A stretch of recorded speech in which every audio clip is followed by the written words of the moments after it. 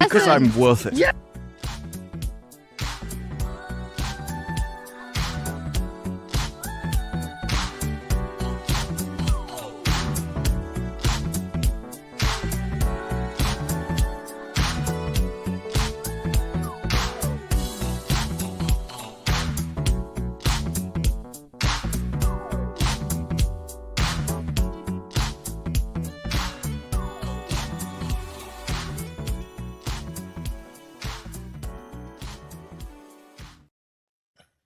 Hello. Hi, everyone. It feels like, I don't know why lately, I had the same thing with like me and Vera felt the same way. Like it felt like we hadn't been live in like 2 weeks, but we didn't miss a show or anything. It just, maybe the weeks feel long right now because it's so hot. I'm melting Fell away through over a time here. portal. Yeah, right. The Matrix got us. Hot, but like I've had a fire, I've had a tornado warning. She's going through it over there. We got to rescue her from Canada. Hopefully the wind puts the fire out. No, fires Fans it. oxygen. It makes it bigger, actually.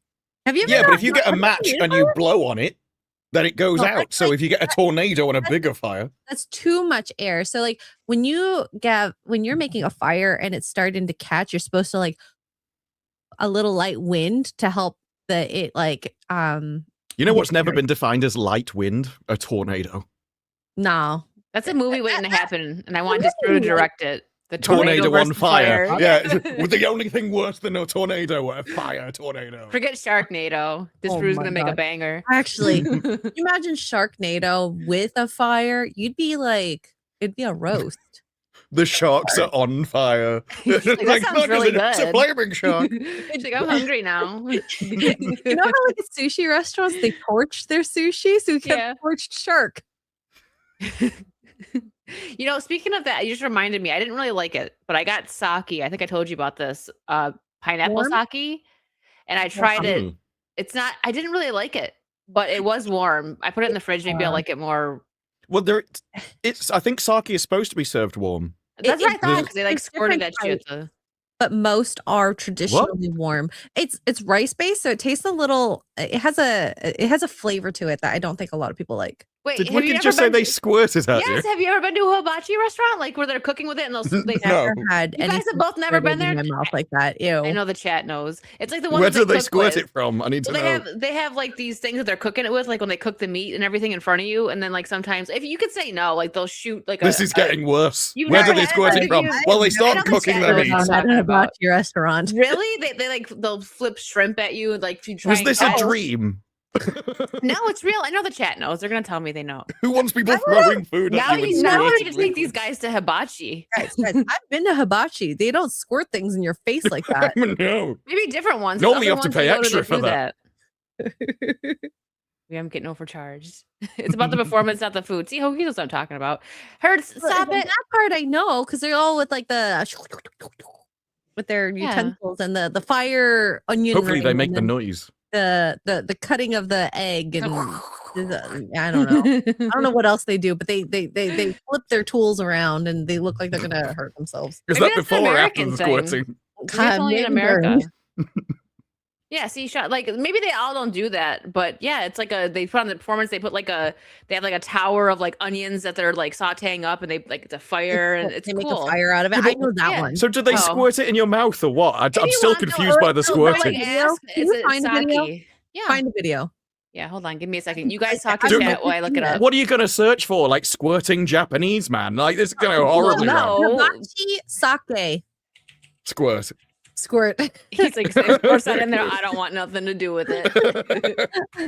I'm not searching Twitter for this one. Yeah, here we go. I'm gonna go horribly wrong. Hold on, that one looks good. Hold on. While you're searching for that, it actually reminds me of this story. I got it. Hold on. I don't know if there's music, so I'm not gonna play the sound. He like gives him the thumbs up, tell him it's okay.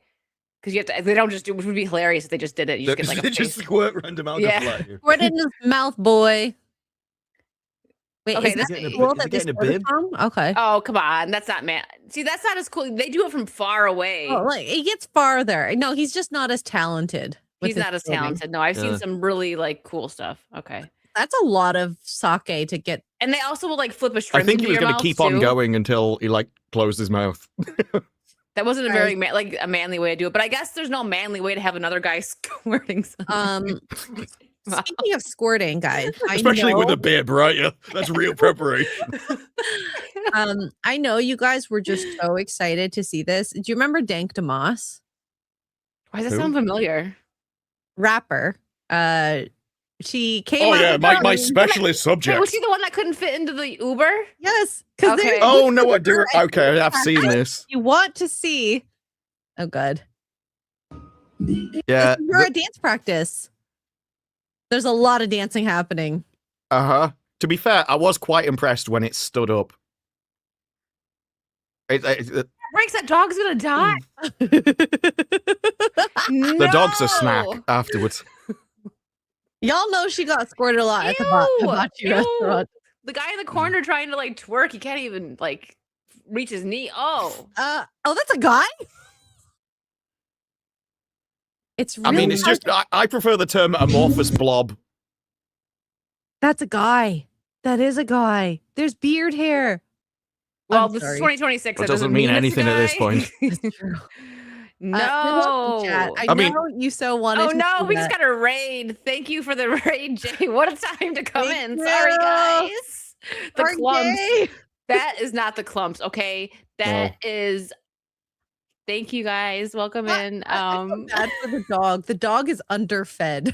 Yeah, because they probably are like, man, we ran out of snacks, so they eat the kibble. Like, next thing you know, if they run out of food, they're gonna eat the dog. Sorry, guys. There's only one thing that can save this at this point. That's what you I don't know whether you have seen this latest thing, but new European broadcasting guidelines for women athletes have released to stop sexualized camera angles for the different staff, so that now you can show their faces, but you can't show them from behind. You can't show them like bending over anything. You have to show the full camera angle to make sure that at no point could a man like the sport. Now you have to remember, this is female sports.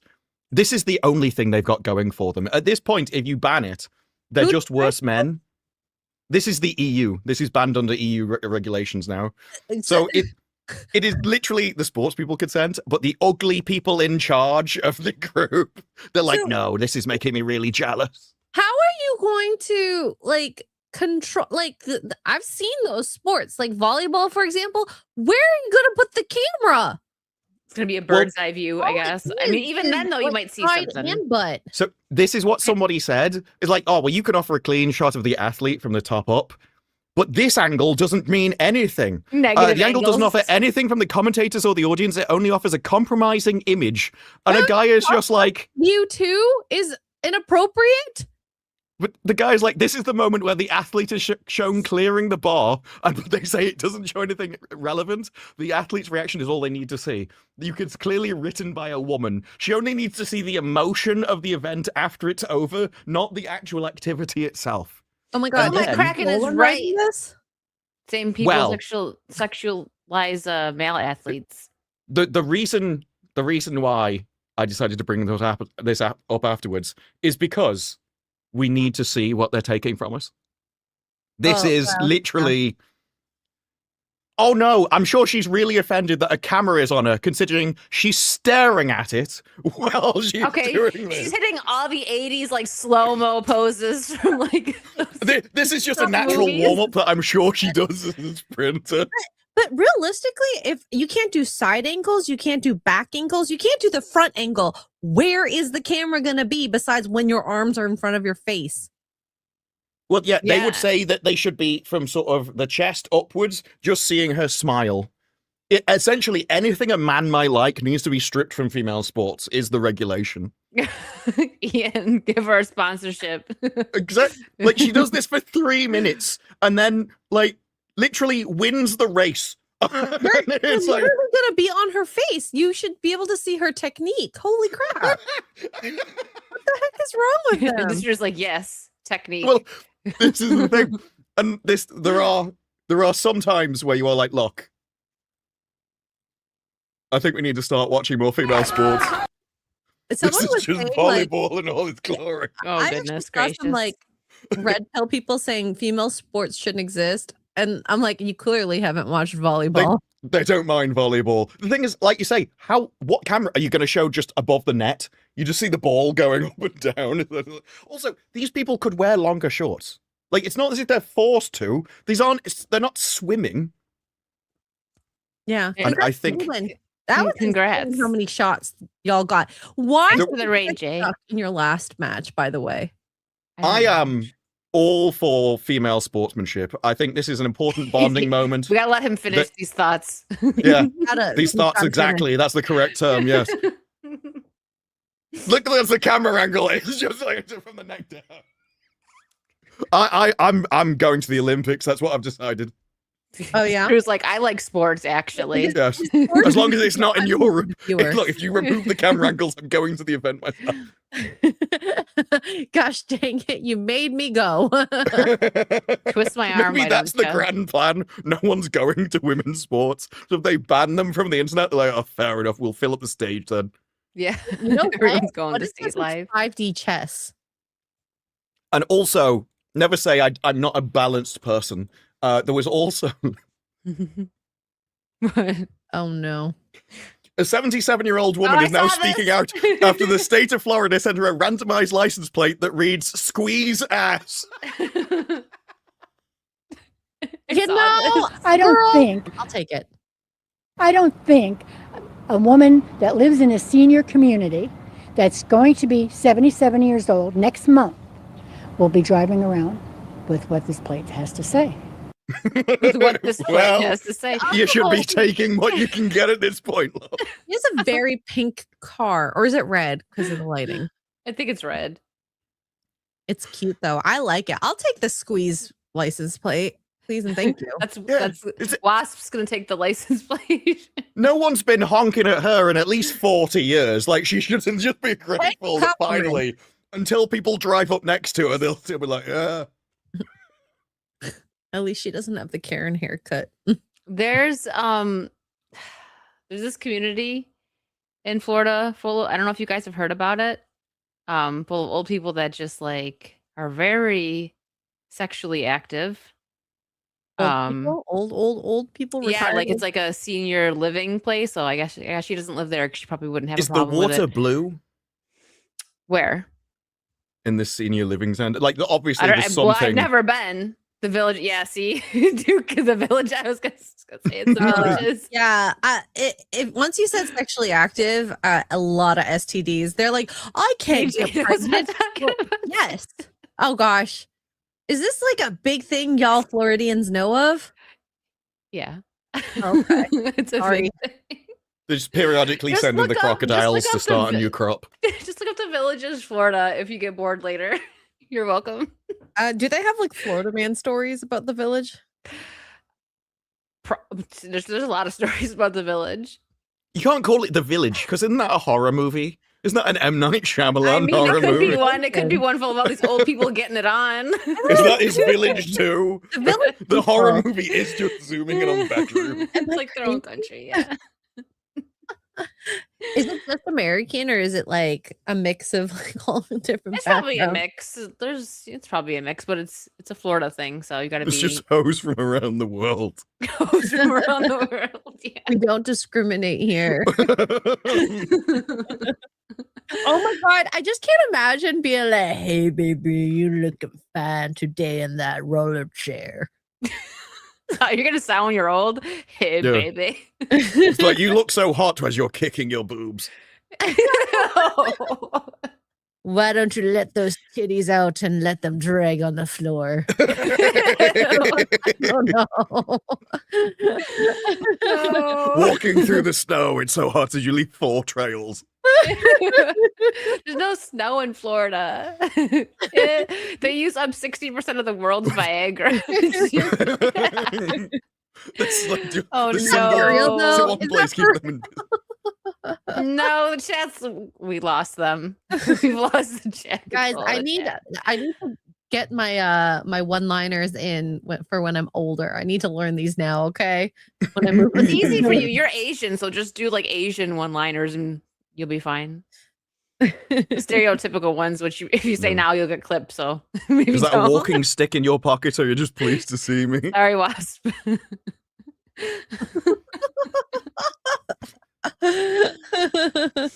Oh my god, the rub you long time one.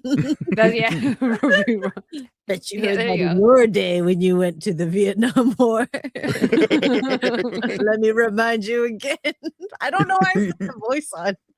So that is her like personality now. That is a voice that she is now. This is my village personality. Her village personality. Sounds like an 80-year-old that's been smoking a pack a day for at least 20 years. That's the thing. It's such an old voice. I don't know whether it's meant to be a man's voice or not. I know. Why not both? Hey, all right, Ian. Ian, you'll still call me daddy, even though I'm using that voice. Maybe even more so because it just seems to fit especially better. because of that voice. Especially because of that voice. The Elliot Page impression. Honey, would you like to meet up after my great grandchildren come in for the day?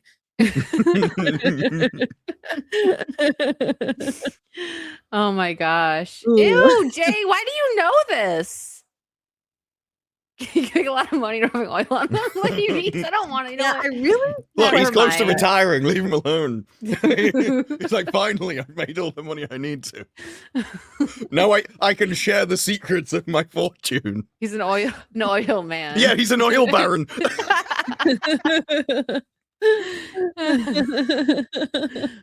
Oh my gosh, I don't even remember where I was gonna go now because we went so off. I call him. I could go more horrific than your last story if you want. I believe No. it. Go ahead. Chat's already broken. Man trapped under a porta potty seat, rescued by Kansas City firefighters. How did we get there? He climbed in. He Why? climbed into the seat. Now, the guy is exactly who you're expecting, but the favorite thing, there's a video, I don't know whether it's in here. Okay, so this article doesn't have the video, but I have seen a video on Twitter where they're like using an electric saw to carve out the front of the seat. And they're telling him, just climb out. He's like, I can't climb out. And he's like, just put your head through the seat and climb out the front. I can't do it. You got it. And then What? Are you a little child? he starts insulting the fireman, and the fireman says something like, I'm a douchebag, or like, I'm an idiot. You're the one trapped in a porta potty. Do you really want to like make fun of the people who are supposed to rescue you? Because they could just be an a-hole and leave you in there. It is and the cameraman actually walks up to try and get a closer angle, and then he goes, oh. So it obviously stinks. Or the guy, the thing that, yeah, because he climbs into the actual toilet where everything is. So he's covered in it. And as they cut it open, everything's there. So Why it's a would really they do things like nasty situation. But he obviously got his rocks off. There's Wow, some scat you know. fetishes out there, and that's like so gross. Listen, this is why I'm like, it's okay to shame some fetishes because that's just disgusting. Okay. Yes. You're getting But shamed for that, buddy. You can be a bit more normal and not climb into a toilet, okay? How about we don't climb into toilets? There is definitely a spectrum between being normal and climbing into a toilet. Yeah. Like you can do so many things in between. Yeah. You could just There's do a the whole thing life in that middle ground. in the porta potty and not climb in. What is wrong with you? Oh my I God. can't. That is nasty. And I'm sorry, like if you can like sustain or even get a man, salute in that stench, good for you. I can only assume No, like that's he'd been kinda watching like scary. Train Spotting, and he took the scene where he climbs into the toilet. Like personally, so I need to try that. Maybe. Well, you know what? On that note, I'm gonna catch up on supers. Let everyone take a breather. Because we came in that was a hot. poor choice of words. In the toilet. Everyone needs to step out for some air after that one. That was a wild ride of topics, though. There were like good ones, bad ones. It was We all had, over the like, place. the fat rapper squirting at hibachi. It was a mix. Yeah. Disgusted or arousing. I like to Take call your that pick. a saucy roulette. And Ian, because this is on top, but don't worry, I'm not skipping. For 50 pounds, thank you. Man Just trapped drop in a money. porta potty is IRL Doctor Who. Well, he looked like he could have been from the same place. Was he wearing a skirt? No. Sorry, Ladybug. Not the part of him I was referring to. It was just difficult to tell whether it was natural or the toilet. Wasp, thank you for the 50. Ban Brown Saucy Porta Potty tags. Sorry, Are you saying he did poo face? I no. I have no idea what you're talking about. Oh my gosh. Monty, thank you for the 11. I haven't seen the Odyssey yet, but from the screens I've seen so far, it looks to be Elliot versus Predator. To anyone had to watch this abortion, thank you for your service.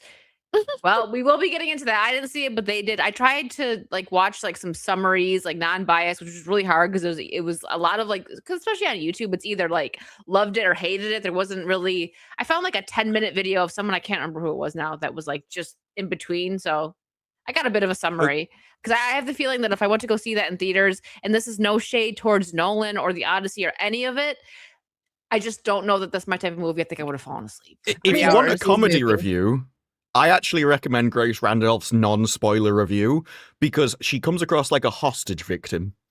Really? I have never seen anyone obviously negatively hate a movie so much and go, but it's my favorite movie of the year. She spends the entire time crapping on the movie, even says it's more art than entertainment.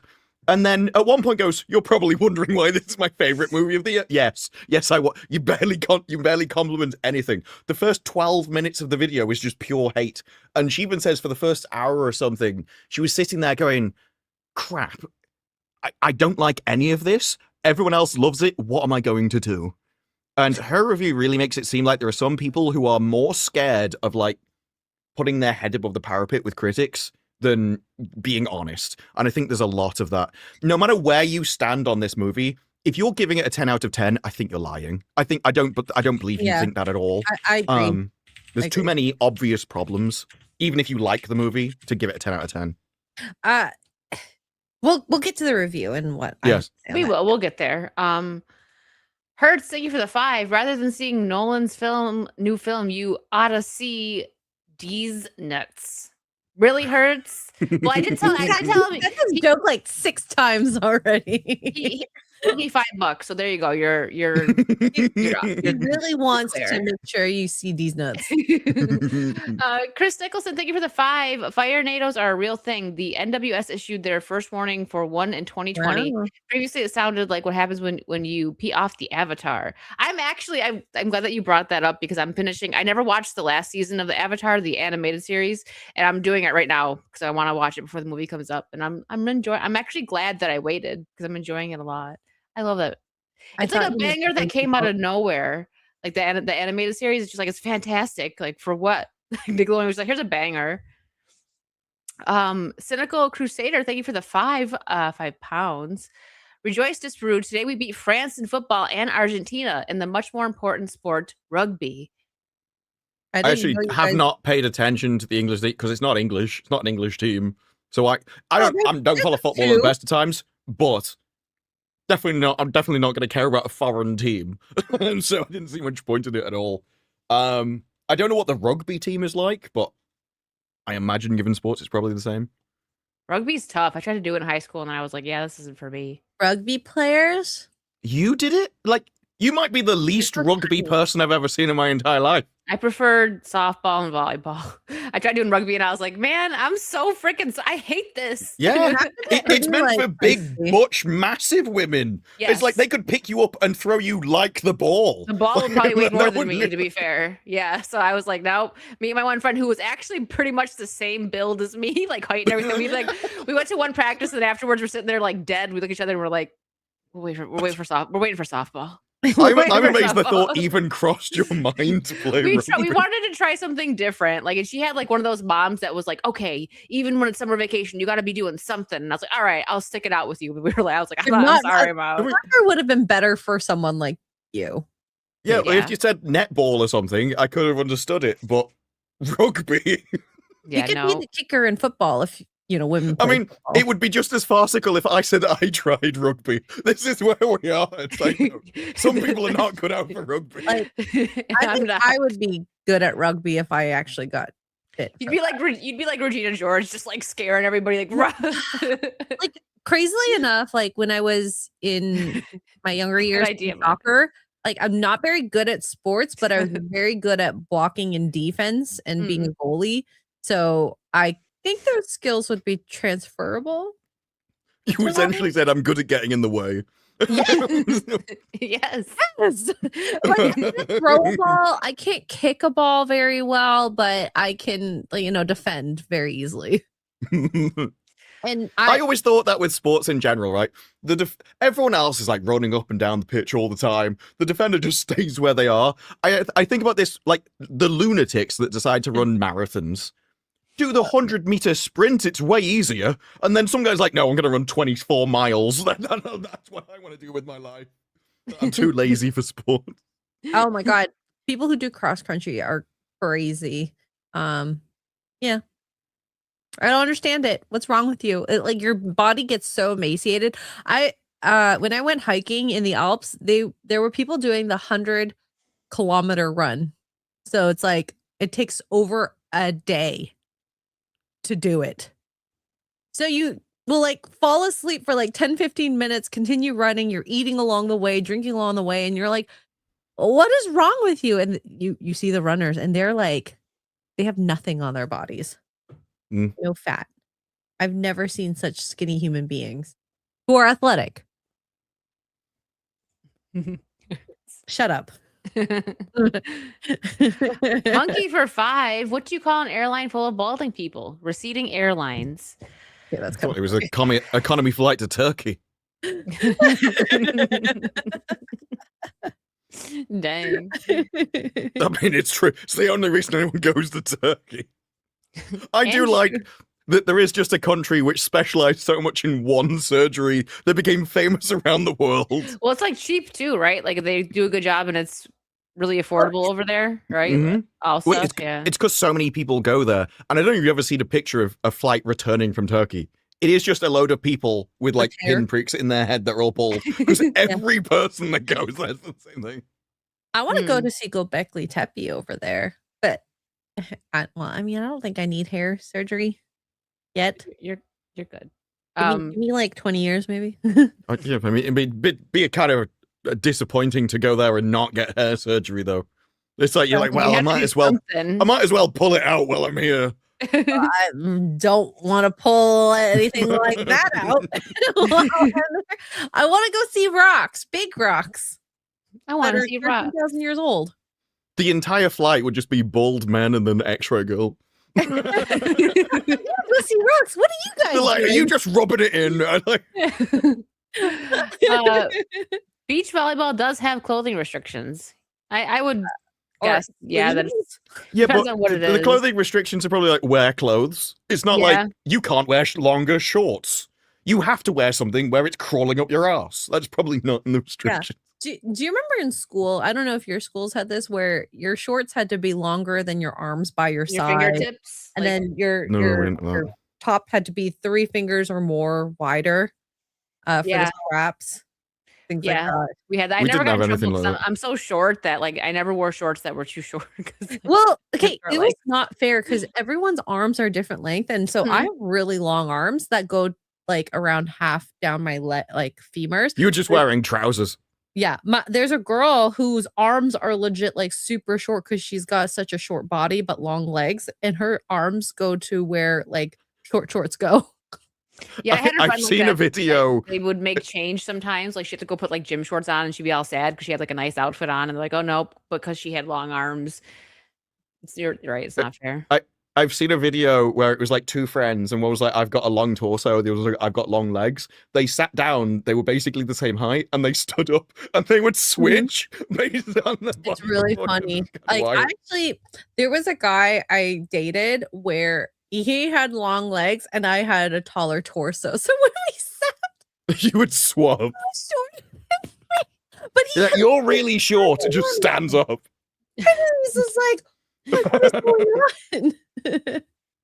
That's funny. Wild. All right. Everyone thinks I'm taller than Disparu. Like, you don't understand. The man's tall. I get a lot of comments that the first one is, I didn't know you had legs. And the second one is generally, you're taller than I expected. They say same thing to Vera, because like you and Vera. I think it is literally the headroom that you have on a camera is what people think your height is. So if you're down here, everyone thinks you're really short. Mm-hmm. Yeah. I thought Disbrew was 5'9", 5'10", and you're like 6. I'm bang on 6. Which no one believes because everyone rounds up to 6. So if you are 6, everyone just assumes you're lying. So it still doesn't help. Everyone still thinks you're like 5'10" and rounding up. There was, we didn't have any of those kind of rules for sports though, and it's probably like down to the Jimmy Carr joke that England, when I was a kid, was the highest in Europe for teenage pregnancy and the second fattest.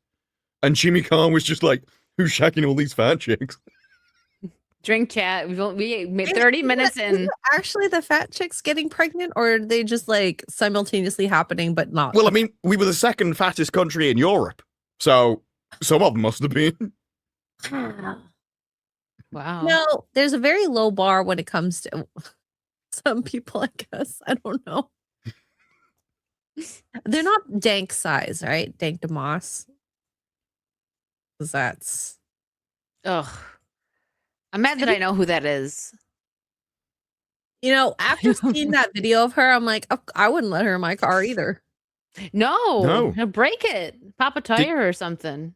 Did you see the video where she got in a car and the car was like sagging like that? And it drove along just sagging. Like Gilbert Grape. What's eating Gilbert Grape when she's in the car and it's like the mom and it's like, no thanks. You have to know which side she's getting in to reinforce the suspension. But that's the only option. I mean, I don't mean to be like rude because I do. People, but that's letting yourself go heavily. Like yeah. How can you tell you're pregnant when you're that size either? Well, you have to be sexually She's just active, preparing. She's like, if I have 11 kids in my lifetime, I might as well start eating for them all now. That's the only way she can get to that size. Yeah. I feel like I'm too frugal to want to be fat. I can't afford to be in fat, okay? I can't afford. Well, one, I have to get new clothes. True. My hygiene habits would have to change too, because I just find it too boring. This was like, you're fat, boring, next. No, it is. Like, you have to spend so much of your time eating. You can't do anything else at the time. Yeah, like, shopping and preparing food. Well, I mean, I guess if you're eating some... Her shopping is online, right? Which there's no way she's walking around to shop. That's true. That's true. You get winded just walking through Walmart's entrance. Oh. The best idea I ever heard from McDonald's was they were going to shrink the doors so fat people couldn't get in. That was a legitimate thing that was proposed after Super Size Me. They were like, well, if we just stop fat people coming in, then they can't say we're making them fat. They're like the Asians. Asians do stuff like that. Oh, I've seen a video where there's like a load of sticks with discounts on. And depending which one you go through depends on what discount your meal is. So if you're really thin, you can get like 75% off. If you can get through the other one, it's like 50, 25, or just full price. Yeah. Yeah. Because you're technically saving money by... Well, it's an all-you-can-eat restaurant, so you'll just eat less, but you'll be charged the same amount, so they knock it down. It's fair. Mm-hmm. Crazy. It is. Well, moving forward to topics. Sam Neill, rest in peace. But we got a little bit of good news on that front that he wrapped filming 4 movies before he passed away. So we still have some more, content to see. And thankfully it's not AI, because I think that is so weird and soulless to do that. Take actors that have passed and put them in a movie. Even if they're okay with it, I'm just like, I don't want to see it. This doesn't feel right. So we got 4 movies with Sam Neill. This includes Godzilla X Kong, Supernova, and the rom-com The Last Resort. So That's kind of crazy that he has 4 movies to come out. Usually it's like 1 or 2, like that you hear of someone passing away, but that's a lot. Yeah. And he was 78. I remember when Lance Reddick died, who was, if you don't know, in John Wick, he was the guy that introduces them to I forgot, like, not the concierge service, the guy that kind of checks them in there. And he was in Destiny 2 a lot. And so they had a lot of voice lines built up for future things where he was still in it as one of the characters.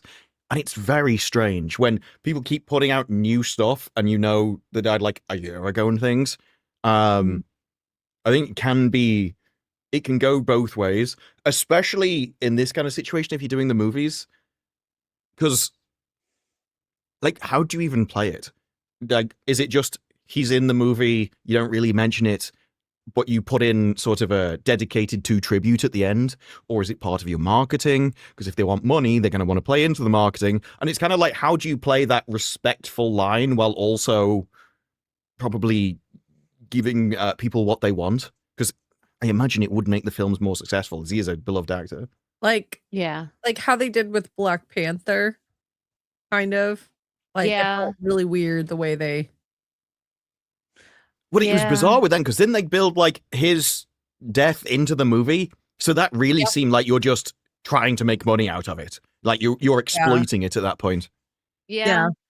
And did you guys know that he was almost Bond? But he's really close with Pierce Brosnan, and Pierce really wanted the role, and he didn't really want the pressure.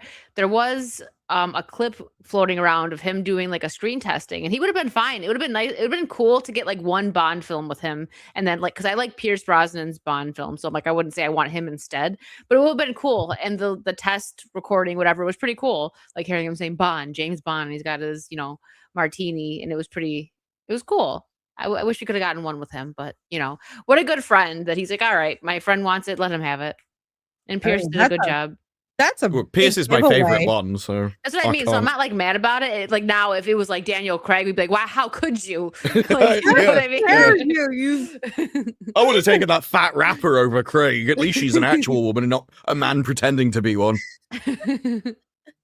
So yeah, but it would have been cool to get like just one maybe with Sam Neill, and then Pierce Brosnan for the rest. But we have a lot of great things from him. So I wouldn't. For me, Jurassic Park is my favorite. He was really good in Peaky Blinders too, for more of a recent one. I saw like a list of stuff that he was in, and I'm like, why wasn't Peaky Blinders on there? He was fantastic. For me, it was weird seeing him as a villain, because I haven't seen all of his films, but I was introduced to him as Dr. Alan Grant, so he's a hero. There's a lot of people like that where you don't see them as villains, but they do a really good job. Like Tom Cruise is the same. He's very rarely been a villain in anything, and then along comes Collateral, and it just works. Like, why have you not done this more?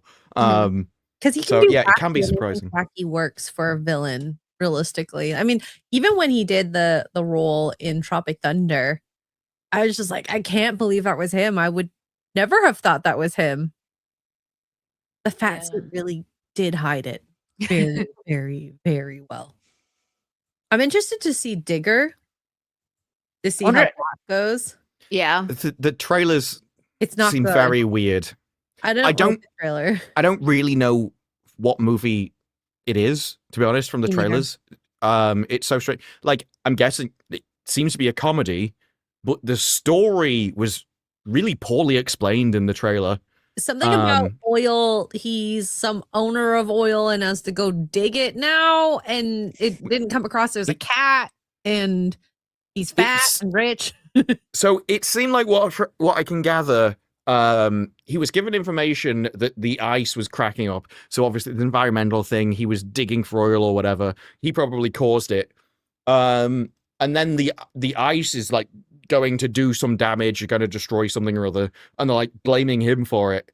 But then it goes into he's just picking up a shovel and like, what is this I'm gonna dig the ice to safety or something? It's very strange. I feel like the story is gonna go very sideways, and they're probably just not telling us the whole story. I'm thinking, who knows?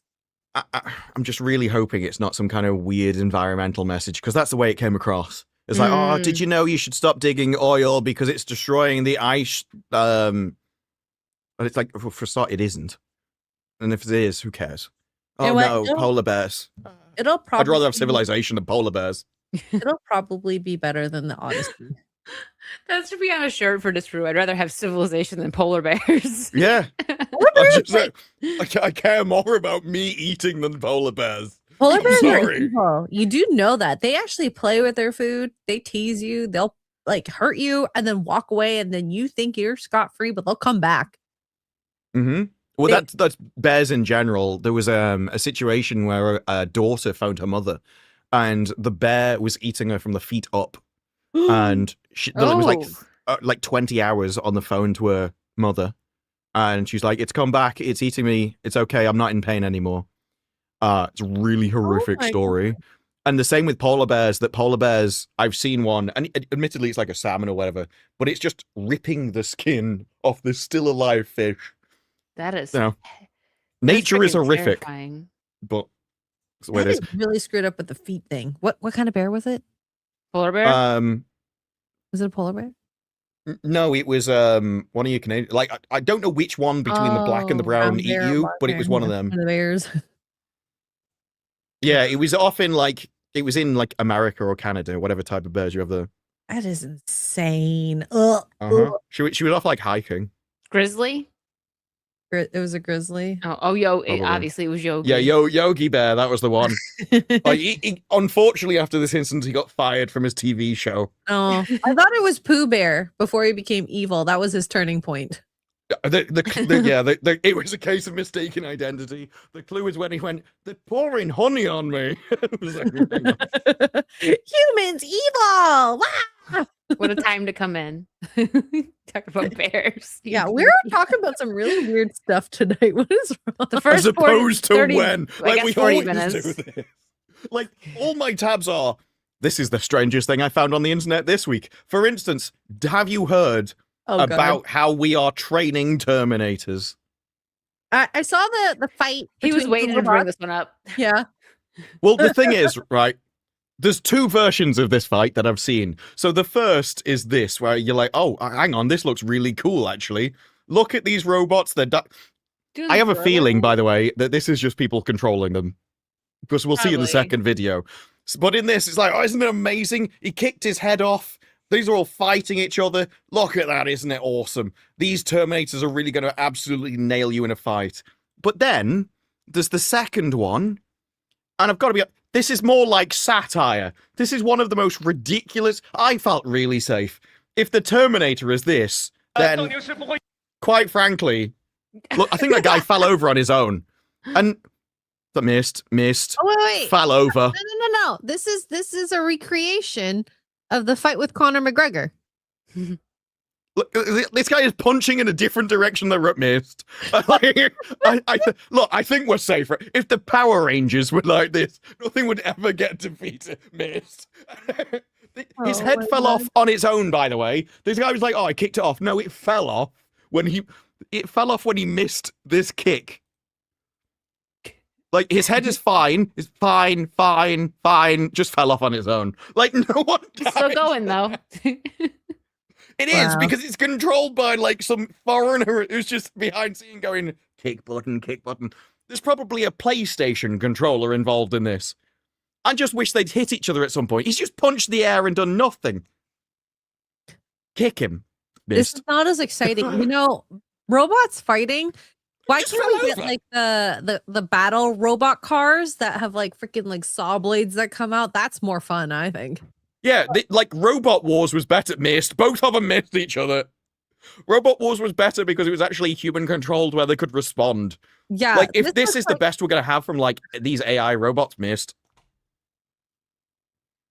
How is this supposed to like do anything around the house? Yeah. Have you seen the one where it's like this, one of those robots just comes out to dance and it just does some like weird move and then walks off stage? Have you seen that one? Missed. You just fell over. Watching this like in real life, he'd be very entertained. Like, stand up. I've never been more disappointed in my entire life. I was really hoping that I may get a Catgirl made in my lifetime. I've given up on that dream now. If that's the state of robots. You're going to summon Mike. But the sex robots, guys, they'll be fine. I don't think they will. Would you trust them? It'd probably rip it off. I mean, I don't know. I don't have a thing to rip off. Well, lucky you. Did you see the... Well, lucky you. Did you see... There was another robot one where it was, I think it might have been Tesla, where they're showing their new hand robots. And one of them was showing how fast it can move its fingers back and forth. And some guy just went, men are useless. That was the only retweet that took like typing? Like they were like, well, at first it was doing things like, look, I can pick up balloons and I can crack eggs and stuff. And then it just showed you the speed that the fingers can move backwards and forwards. these aren't spirit fingers. These are spirit fingers. Well, we've also, though, if you're interested in a bit of reference, or if you just think it's silly, if you're interested in a bit of philosophy, it's this question. God. I think we could all contribute to this. Oh, yes. If you're a guy and you have sex with a female robot, but the female robot is being controlled by another guy, are you gay?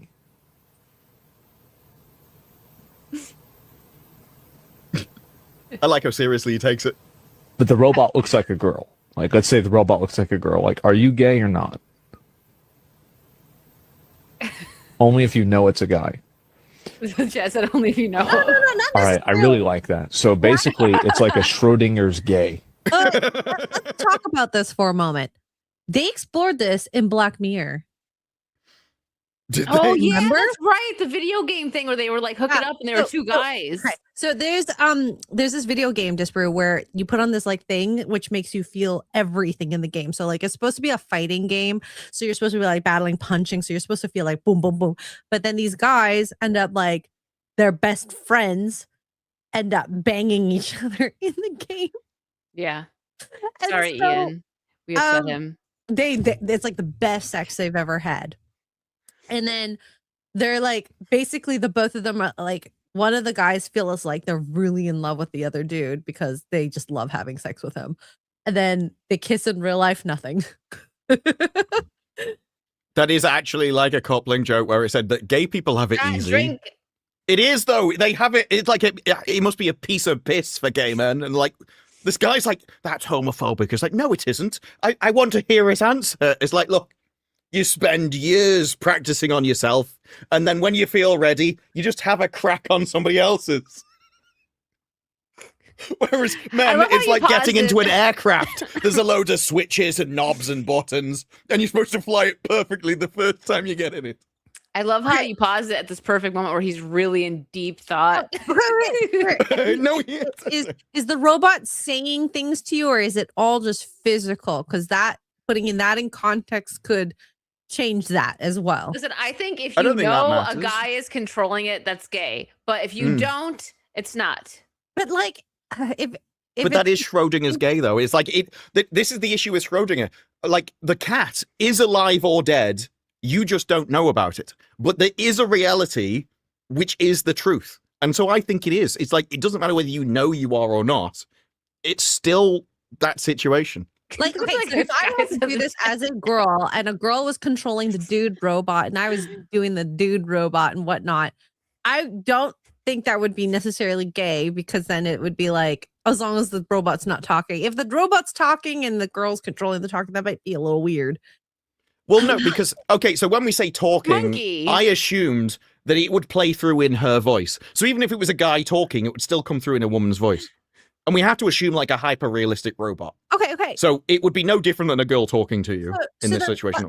Let me ask you, those guys who talk to those OF girls who are in the like in the whatever DMs, and it's, you know, you're most likely talking to some Indian dude, gay or not?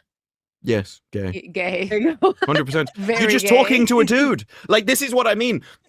You may not consider it because you don't know, but there is still a reality that exists. And in that reality, you are with a bloke. Now, also in this situation, maybe it needs further clarification to give a better situation, but we know these robots are controlled by people. Like, this isn't a situation where you thought it was an automated robot. You thought it was like an AI.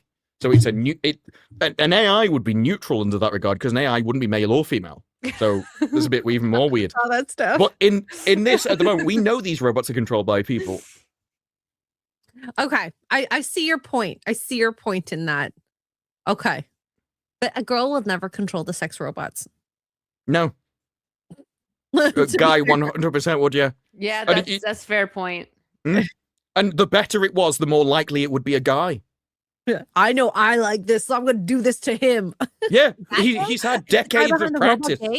Or you just like entrepreneur. The robot controller 100% is, because he knows what he's doing. Like, there's not even a question with him.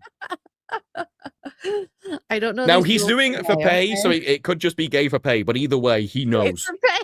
It is gay for pay. If you're paying to have sex with a robot, and and then you as the robot controller are hey, and if you're willing to do that, just go to Hollywood. It's better than being in the sex trade as, you know, a prostitute. Prostitute? A prostitute. A prostitute? It's a potato. A tater tot. Is it too late to get a refund on my robot? So since we're on that topic, just real quick, just a quick hit here that Disparu put in the chat. All the random stuff, it's usually Disparu, 5% X-ray, but stuff like this is always Disparu put it in here. TLC is testing a new reality TV show. This time, I put that in there. Oh, you did? Okay, sorry. X-ray put this in. See, I never know because Disparu. I've been told about this though. We should watch this, Disparu. Yeah, well, I got this. Like, you should review this. You should. So this time by spotlighting suburban moms who run OnlyFans with real stories. The trailer alone has people asking where entertainment is supposed to draw the line, or if there even is one anymore. TLC is probably perfectly happy to find out just how much controversy counts as good ratings. It's actually true, and I highly recommend watch the trailer. I think that is. Should we watch it here? No, you should definitely watch it. I'll be. Oh no! Look, notice that. You should definitely watch it. I'm leaving.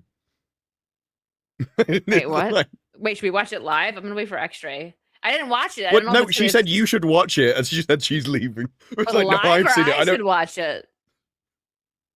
Well, I assume she meant now. I've seen the trailer. It involves the men as well. This is the thing, and a lot of the people are like, well, just the kind of people where you think there is no way, right? There's no way that anyone would pay to see you. Okay. You can talk over it. It's fine. I'm not into stuff like this. I just want to review it. I mean, on the surface, it may look like your typical housewives, but we're not. I don't know what's happening. I don't know if it's because you're playing the audio, but the moment you speak over it, it's like your noise cancellation kicks in. Oh, okay. I'll just let it play then. How you gonna get? I was a teacher. I was struggling. A teacher of what? Not having a place to live. I was a look at that. technician. I was full-time as a nanny. I'd wake up before our son. I would get back in the last. Who's paying for him? What can we do to make the most money that gives us the most time with our families? I don't know what the right answer is. I need your guys' help. Down the stairs, through the basement, through the garage. We do full-time adult spicy content for work now. Who's paying for you? She would shower and walk away with $4 or $5 grand. Jim and I have kind of been keeping like a big secret. Is it a good secret? She'd have to pay me. Content. I'm known for being. Why is there an old granny in there? What does NOLF stand for? Can you say that? Let's get some new moms in here. Started as a fun social media group that we have. Women like having fun, creating. This is a collection of moms. Make love to the camera. Thank you guys so much for all your advice. For living this life together. Why is none of them attractive? String. Have some standards. You missed a lot of his commentary. He's like, she had to pay me. Yeah, like I've watched this. I know what Disparu would have said. Like you're already paying for it. At least pay for someone attractive. That's like a micro bikini. Like my boobs are not going to fit in that. Yeah, but his will. One person found out, and 2 people found out. I lost my job. Good. Our plan was not to come out. How long have you worked for the FBI? Can you imagine the camera turning around and you see him? That is an instant killer in anybody. Even though I'm on a television show, we were not going to tell people about this. Oh, I'm a Christian. It's okay to do sex work. To be fair, the way the church is now, they'd probably agree with you. Struggle with that. I got disgusted because one of them was in a cat suit. Nobody needs to see that, love. Some earthquake through the family. You're still talking. You're right. I have no sex life with my wife. What? Yeah, Oh God, that means somebody else does. Divorce is not off the table. So he had standards, and she's like, "I'd rather divorce you." That should be a sign that you're just like, okay, then. Yeah. She would rather be a slag on camera with other people, and you're like, "Oh, I don't think I can do better than that." My thing is, these people did have like pretty good jobs. They're not like, Yeah. you know, running out of money anytime soon. So why do you feel that you need to like, oh, I'm not making enough money, so I'm going to go put my cooch on the internet and to bring my family into this? And now we're going on a reality television show. And now all the kids in the schools those kids go to are going to make fun of them. Oh, I absolutely. can't help but thinking they're not really that successful. Like, I know one of them said she does a shower and she earns thousands of dollars. Why are you on TV then? Because there is absolute, like, if you notice, they're all older women, not particularly valued in that compared to like the 20-year-old. I didn't see any of the really massive moneymaker ones doing the TV show. That would be a waste of time for them to be on a show like that. Exactly. So I don't think they're making that much money because they would be losing money, time, and effort doing this. They're essentially doing this show for marketing of their things in the first place, which means that the time spent marketing is worth more than the money they could have spent actually doing it themselves. So I question how much they're actually making. So, and if you look at the distribution, it is the top few percent make all of the money, and then the average is really low. It's like below minimum wage. Which is really sad. And so you are destroying your lives, destroying your kids' lives, and then possibly divorcing, losing your job, all of this to do that. And I think, and this is just a theory, that a lot of the people who go into this think it's all glitz and glamour. You're going to make so much money, but then they end up spending all their money and overspending. And so you have to do more and do crazier stuff, like doing a reality television show. That's, yeah, those poor kids, because of the reality show, like they better pull them out of school now if they're in school. Because They are. I hope they're not, but I highly doubt they're making enough money. I think we might have covered this. A mom that went like viral on OnlyFans, and then her kid, like, I don't know if she had to pull him out of school or he was just like getting heavily bullied because he was in high school, I think. So like he had friends that were watching her, something like that, or that found her. Yeah. No. But it's very easy to find some, like, if you're on the internet, it will be found at some point. And I'm sorry, you have to market somewhere and people are going to know. Yeah. At some point. And it's almost the other way around, right? Because it's like the better you do, the more well known you will be. So the more likely it is to be found out. So you can't hope that you're never discovered because it means you're doing it for next to nothing. That's the only option that nobody knows. So there are some Twitch people that used to do it and now are like, I regret it. I'm trying to close it down. I've got a boyfriend now. But all the pictures are still there. The internet is forever. So it like all that kind of thing's tough. The weird thing with me is this is still like all their ages. Like there's a very big difference between if you're like, well, I'm going to do this when I'm 18 because then I've got like 25 years or whatever where I think I could probably do something or less, as opposed to starting at 50 where you're already starting on the downslope as it is. Like you're already in the struggle session area of it that you want to do on TV. I don't know, especially as well with the husbands, right? So I can only assume they're going with different men because otherwise someone's making like fat content. I mean, who wants like where's the there's fat content where people just like what I eat in a day as a fat person. It's like, oh my god, your first meal is more than I eat in an entire day. Okay. You don't know this world. Oh no, but there's definitely like, as they term them, the chubby chasers. The question I have with that though is how much chasing is actually involved. It's probably like a bit more waddling and wheezing and then got you. So we went through this on Poor Choices. They've made a lot of poor choices. It's called a feeder fetish where people Oh yeah. No, I think that's just insecurity though. I think that is if I make her fat, she won't leave me. I've always thought this.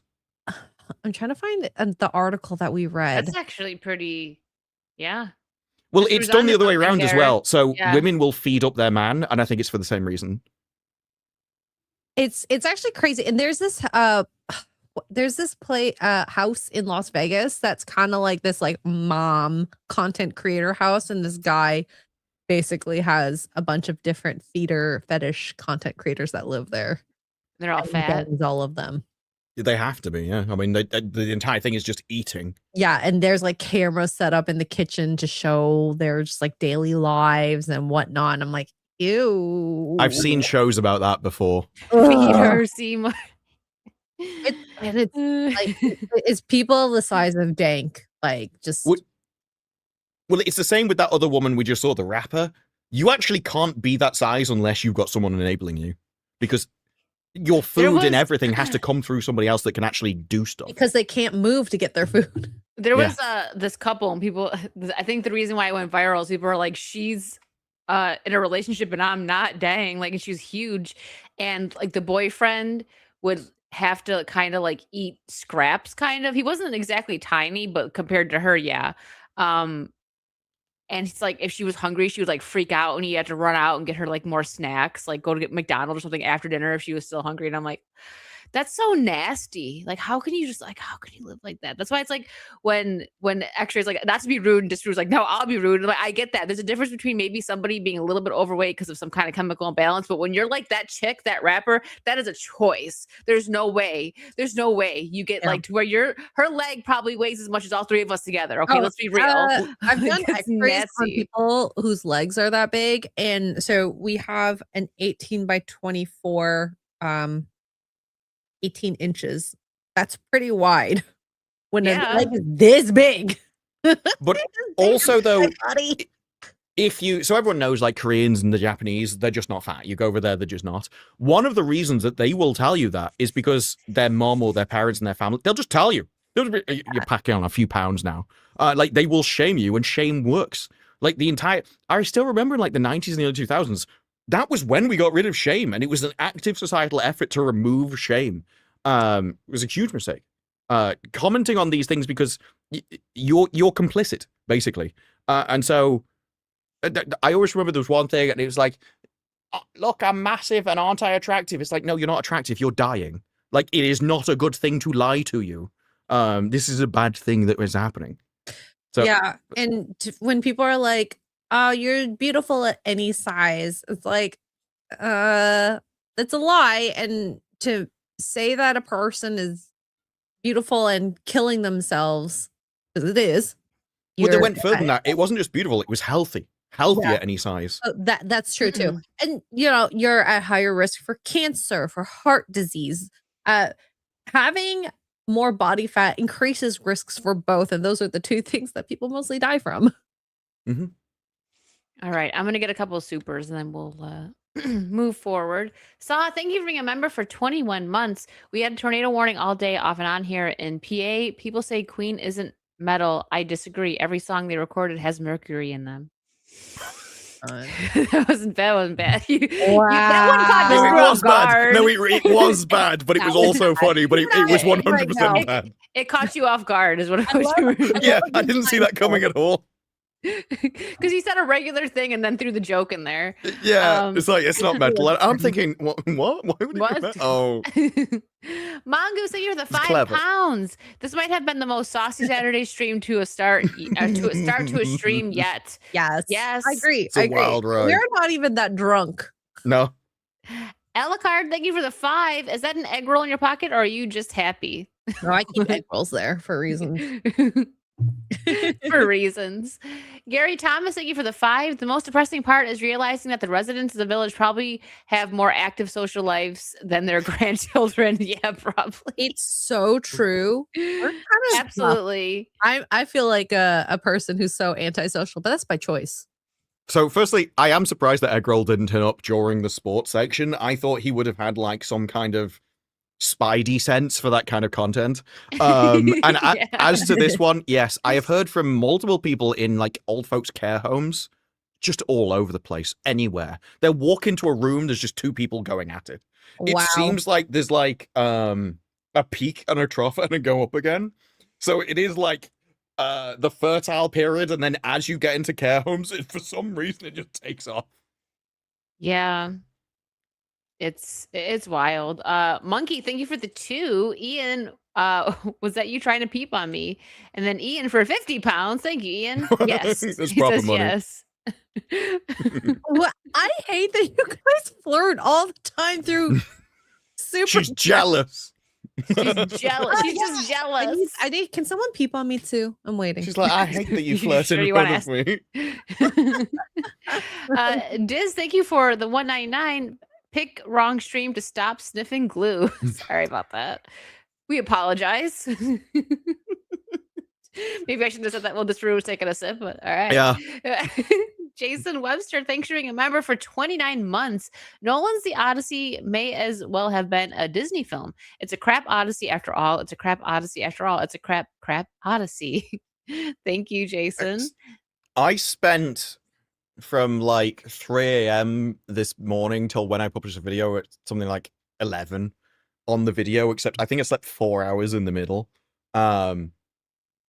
Yeah, I have a lot of thoughts on the Odyssey. Oh, we'll get there. Don't worry, guys.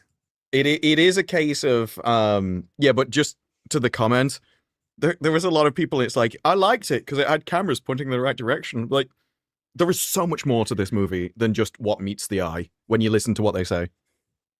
Mad Cabal, thank you for the 2. Odyssey, that's the one with Mr. Whitaker, right? I don't know what that. Which one's Mr. Whitaker? I don't get it. Sorry. This brew may get it later because usually he does. Well, if he types it in the chat, I'll get it. Yeah. Jason, thank you for the Australian 5. In the Nolan's Odyssey, Helen is not the face that launched 1,000 ships. Maybe a banged up fishing boat or small 2-person canoe tops. Well, they even make that joke in the Odyssey. It's like, but they scar her and he goes, well, maybe the one that sailed like 500 ships. It's like, no, it may be the one that sails 5 in a getaway from robbing an Apple store. That's about as close as you're going to get. Shizun. Soon. We decided on one last week, but I already forgot. S.J. Eun. S.J. Eun. That's what I'm going to go for this week. Okay. Thank you for the 6. Who bombed harder, Supergirl at the box office or Iran? Probably Supergirl. I mean, it's being real. I'm not answering that. Depends who the bombing. It depends. Doom guy, think it made $300,000 on Thursday. Like, yeah. So I think I looked it up on FNT. It made like $139 per cinema or something. Well, and Obsession, which is on VOD, by the way, made the same amount of money. And it like Obsession beat it the week before, like easily. Per cinema. Oh yeah, and overall. So this is a movie that came out about 40 days or something afterwards, and it still came below an indie movie made for $750,000. Like, this is one of the reasons we're like, no, just give people less budgets because they will have to make it for that budget anyway. They'll have to make do, and then you'll increase your odds making money. Like, what I really want, like, if you could get like the top filmmakers of, our time and make a competition who could make the best film with this budget, I would love to see that, because then that would actually show if they're really good or not. I think it's like a certainty though. If you talk Supergirl's budget, $175 million, plus whatever you're going to spend on marketing, it's like another 100 or something. So you have $275 million, and just give a load of no-name people, which have done something that like puts you onto them, but haven't really done any movies, and just give them $1 million each. You have 275 movies. Just pick one to release. It's gonna do better than Supergirl. Like, you are multiplying all your aspects rather than putting all your eggs in one basket, which is literally a slogan to what not to do throughout all of history. And like the last 6 years, there haven't been that many successes in comparisons to flops. No.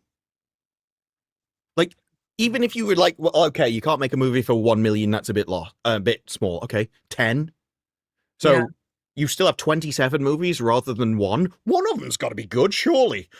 Just yeah, like even Clayface, like, we're looking at horror movies, and horror movies seem to range between under 10 million? 10 to 20 kind of thing, yeah. Yeah, and they spent 40 million on Clayface plus whatever else they're going to. Like, that's too much.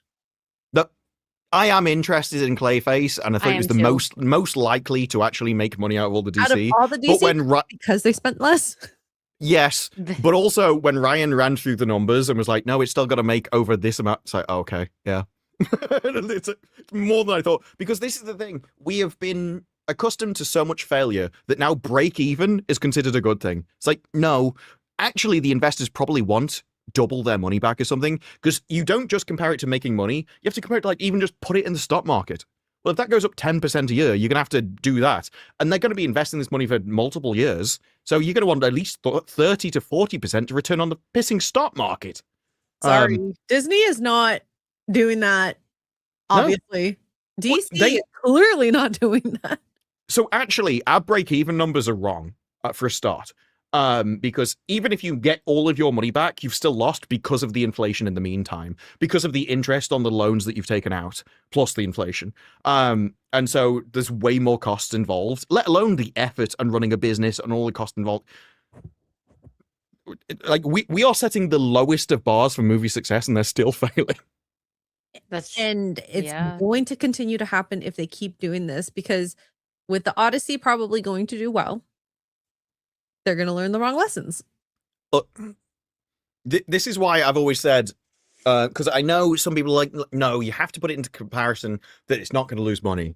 To me, I don't care whether a movie makes money or not. The reason why I include things like Supergirl is because I find it funny. I find it funny that you're losing money. But I don't care whether Supergirl makes money or not, because I can still find entertainment in taking the piss out of it. If Willow was the most successful show of all time, great. Because now I get more Willow. Like, it really doesn't bother me at all. And I see that with the same with the Supergirl. More yeah. So people are doing like a victory lap that Odyssey looks like it's going to make all the money. Okay. What do you think is going to come afterwards? Like, do you really think that this is a 10 out of 10 entertainment that you think everything should follow? And do you think they're capable of it? No. Even if you do really like Nolan stuff, do you think other people can do that? Or do you think actually you want traditional heroism back? For fun, what do you think the lesson they're going to learn is? All movies should be filmed on IMAX film. Oh, God. that would literally... I hadn't even thought of that. That would be the worst takeaway, because it's massively expensive. And quite simply, the infrastructure doesn't work. Did you see this? Like, I think he's the CEO of IMAX. Did you see what he said? No. He was like, well, the problem with IMAX is they haven't been making new IMAX cameras since like the 50s. What do you mean? Oh. You're the CEO of IMAX. You're supposed to be making the pissing projectors. And so what they do, he goes around trying to find old projectors, and then he like rebuilds them and refurbishes them to send them to places. And he's like, we don't possess the technology to build new projectors. What do you mean? Technology's been advancing. This isn't going back to Warhammer 40,000, where the ancient ones had projectors that we can't understand and comprehend. No. I have no idea. Yes, I probably got it bookmarked. It is an absolutely wild comment. And everyone's like, what? You're the person that makes the projectors. Because what people were saying is, okay, so all the IMAX is sold out. Why aren't there more? And that was his excuse. It was on a red carpet. It was kind of wild. So you can never build more IMAX screens. Oh, this is it. Is existent realistically. You can, but for some reason they're not. I need to move it into the different browser. Retarded. Yes. So, I mean, when you see the guy, it's like, I wouldn't trust this guy as a CEO. I wouldn't trust this guy to wash my car. But here we are. So this is the guy running at IMAX. You think we'll see more IMAX 70 screens? Because I know with this one, it's sold out for such a long period of time. Do you think like a New Yorker can see a second one, or will we get one in smaller cities? Is that the goal? Yeah, so we're sold out in some theaters into the 5th week already, which is, and the 2 a.m. shows, the 7 a.m. shows. So there's certainly more demand. The problem is they haven't made new IMAX film projectors in about 50 years. You're supposed to be making the pissing projector. So we retrofit them, we rebuild them, and part of our strategy is to see how far we could take it. But certainly demand-driven, I like to see more. Wait, so you can't build, you can't build more projectors because the technology is... He's like, I don't understand what you're saying. Are you an idiot? Like this is supply and demand. You've got all the demand. Can't you just make a projector? I love how the reporter's like, so you get like, I'm, what? Like, he didn't know what to say. He wanted to be like, I don't understand why you can't build more. Like, I've never heard this before. Are you saying we've lost the technology? He looks lost too. He's like, it kind of feels like you know how like there's like things like the pyramids. We don't have the technology as of right now, according to what people are saying, to build things like that. So it's like that. We just lost it. We're not able to. I am just thinking, like, if this guy ever needs a role as the Penguin, I would give it him instantly. Oh my God, he looks like a great penguin. You're right. He would be an incredible penguin. I'm not sure he's a good CEO because he doesn't seem to know how to make his own product. This would be like if Kit Kat lost how to make chocolate. Like, we don't know what happened. Someone burned the recipe and we just can't make anymore. Like, the ancient ones have died. Like, couldn't you just like, I don't know. Okay, let's see what else he has to say. I could understand if his comment was, it's prohibitively expensive for us to make all of the molds and the metal and everything else for such a small run of products. So these projectors would be astronomically expensive. But that's not what he said. He says we cannot make them, which is an entirely different situation. Build new projectors every day. But film projectors. The technology is... Well, we build new projectors every day. But film projectors using this film, it's not practical. So we've got to find them and we've got to retrofit them and rebuild them, which is what we did for Odyssey. But, you know, can all 2,000 of our theaters be film projectors? No, there's just not that many around. But I think we can continue to grow it. There's just not that many projectors around. Why don't you make them? Like, we have new to building technologies. So essentially you can get cars with 3D printed parts and they can print metal now. So yes, coming up with all the molds and everything for mass production is incredibly expensive. There are other methods you can try. Yeah. Now, it makes me think like, so film used to be so cheap back in the day, and now it's more expensive because it's rarer and we don't have the technology to like mass produce it. So maybe it's something like that, like on a technical aspect. I don't know, but he's not explaining it very well. He makes it seem like we're not going to be able to get more. Yeah. Or maybe we can on purpose so that, you know, it creates more price demand. Increase. Yeah. I think that's probably more likely. That if IMAX 70mm IMAX was everywhere, then it's not special. It wouldn't sell out. It wouldn't be able to do that kind of thing. People wouldn't travel across the country. Filming on IMAX wouldn't be all this kind of big deal. But there should be one in each state, I think. There's like 43 across the world. Like about 24 or something like that are in America. And there's 3 in the UK, and I think there's like 10 in the rest of the world in total. Like, this is an astronomically small thing. So when people are like, yeah, 70mm IMAX sold out, like, well, of course it did. Like, it'd be weird if it didn't. There's that few of them. But it is a case of... I just don't believe you, to be honest. I don't think projectors are that complicated. I know all the film and everything and editing it all together and building the actual things. So one of those reels for the Odyssey is like $80,000. Just the cost of the film itself to make it. There was also like RMB when he was talking about he was getting a film reel that he'd already purchased for Doomsday. I think he said something like that as well. Like it was like 60 to 80,000 or something. It's like astronomical cost. But the projectors, that's a business cost. You should be paying that off in the long term. And I know the film reel and everything, like 2.1 million feet, all that's really impressive. But a projector just can't be that complicated. I don't believe you. Like, we know how to make wheels. It's just light beamed into a thing. You just build it bigger. So, yeah, mass producing it might be expensive, but building the odd one, a 3D printer or something. Let me see what an IMAX 70mm projector looks like.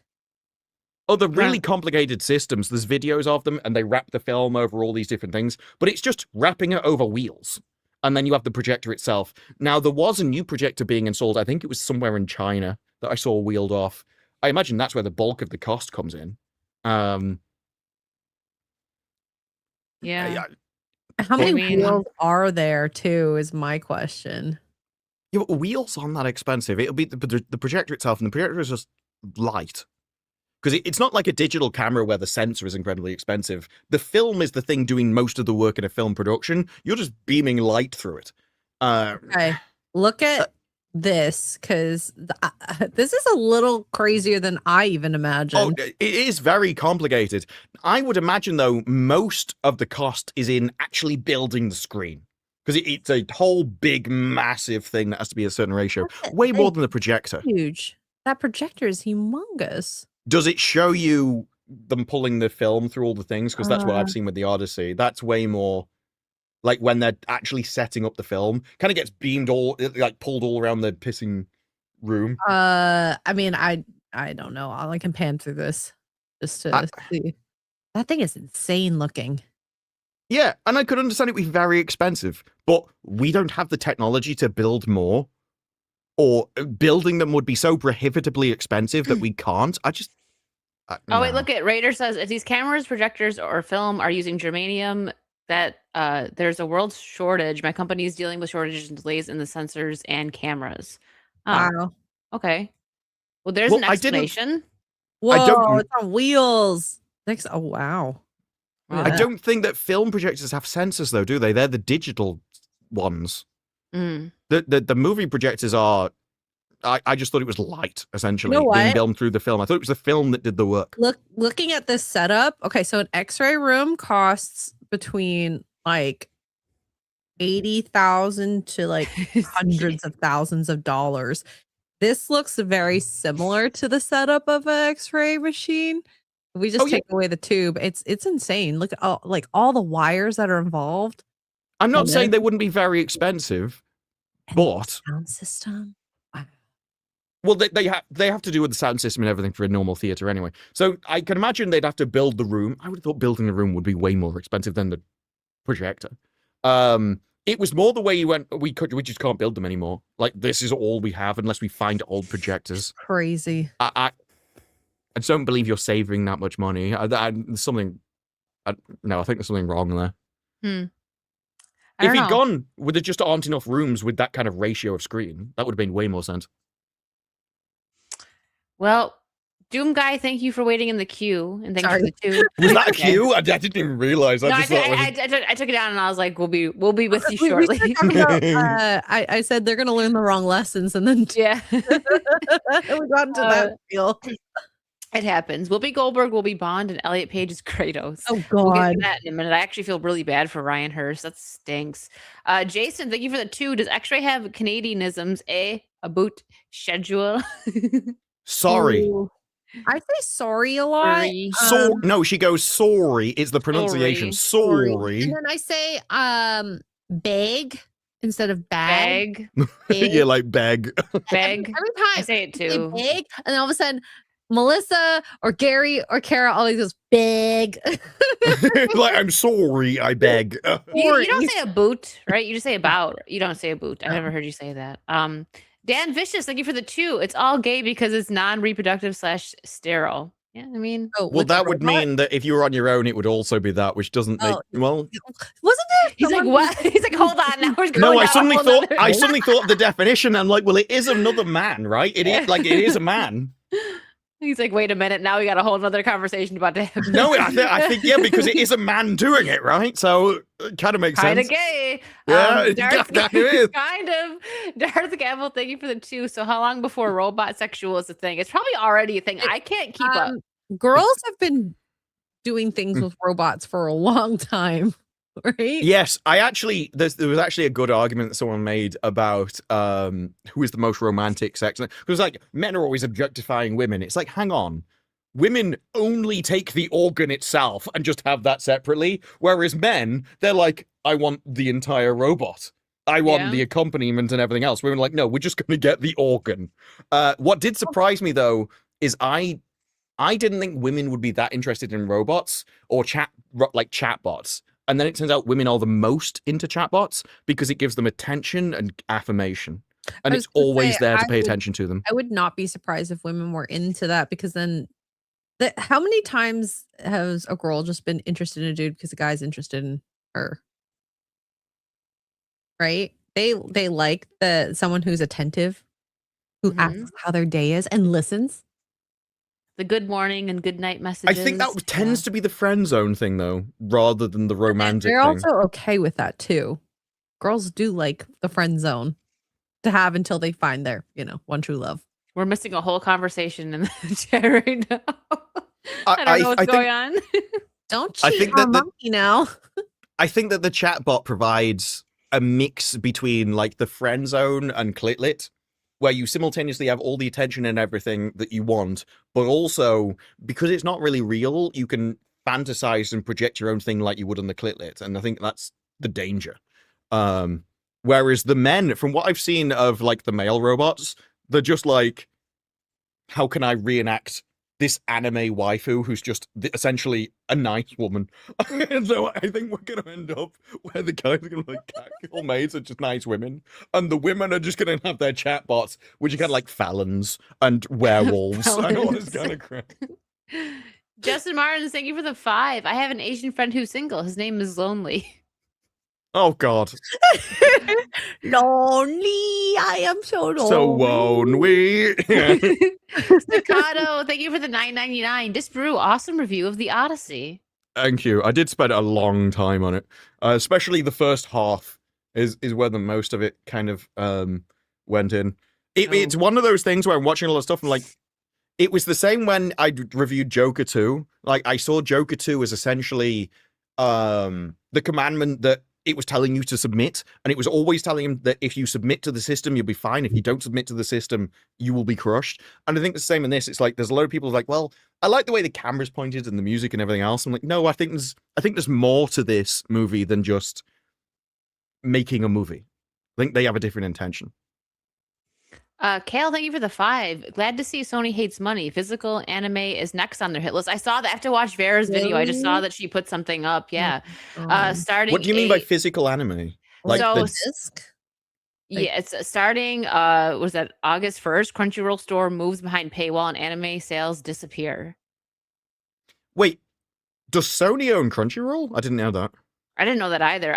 Vera posted a video. I didn't get a chance to watch it yet. Yeah.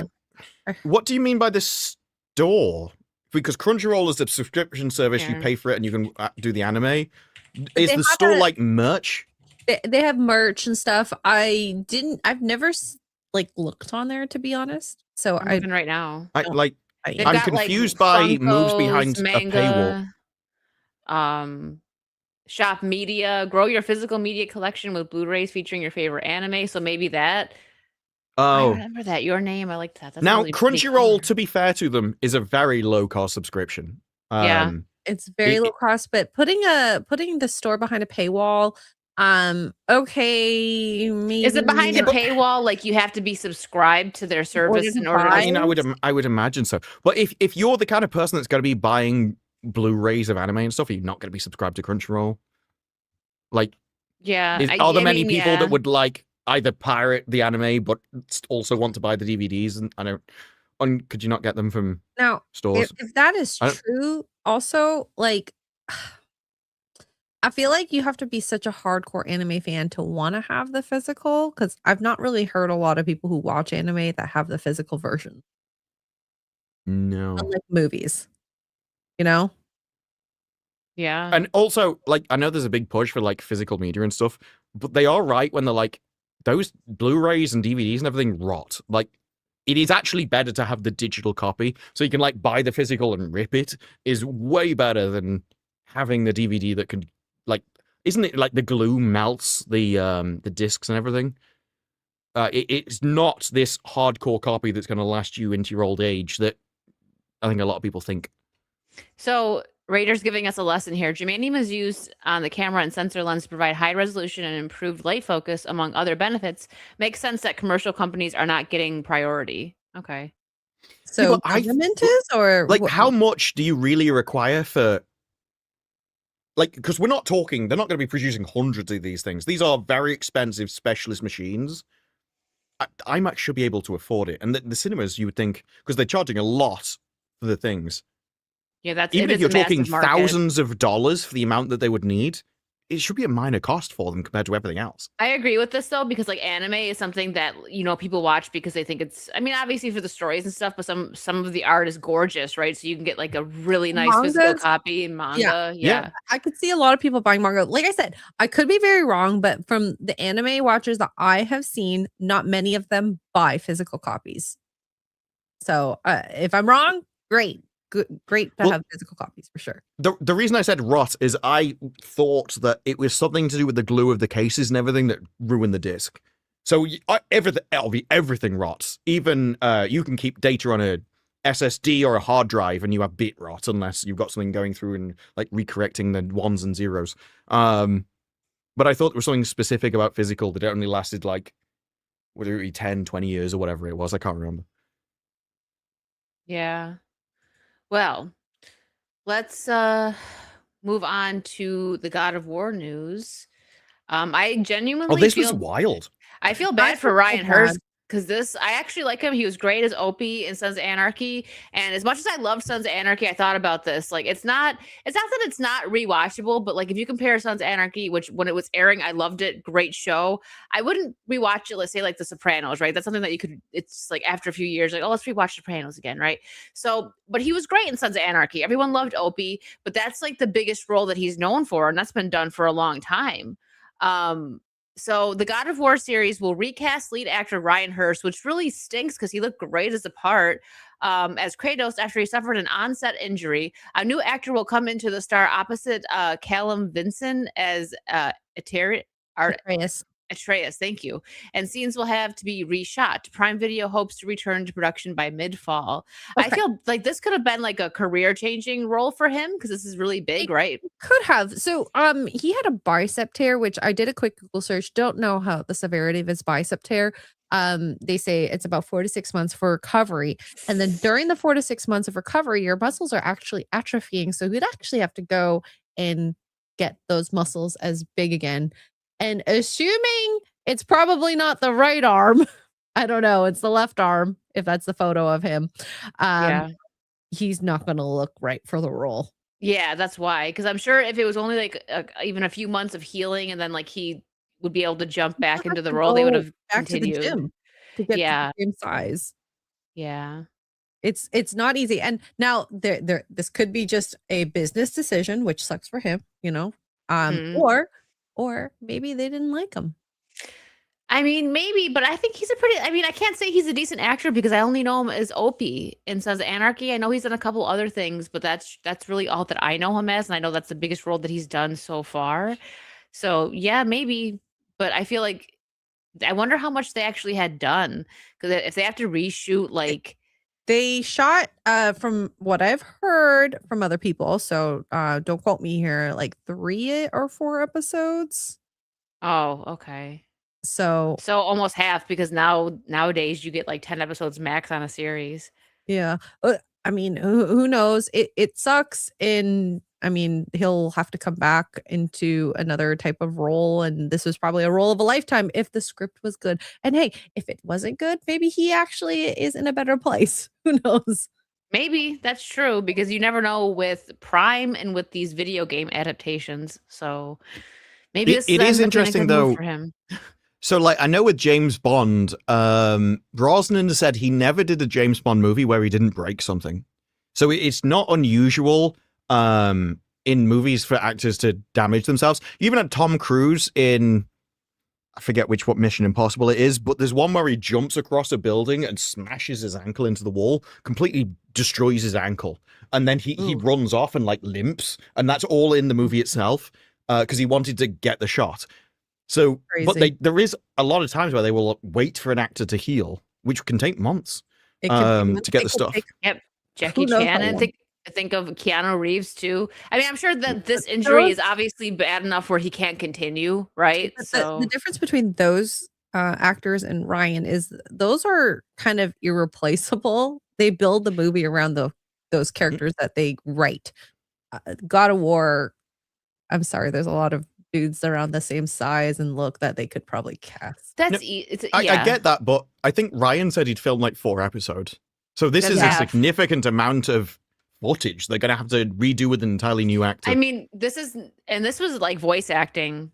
This just makes me think of like Shrek, right? Shrek was supposed to be Chris Farley, and they had like 90% of it done, and then he died. But they didn't do the ending yet. So that's why Mike Myers ended up being Shrek, and that was just animated. So I don't know, they probably still had some big stuff to shoot, I'm guessing, because if not, they would just wait for him to be okay, right? Like, it's probably whatever like works best financially, or they didn't like it, like you said, maybe it wasn't good. Or how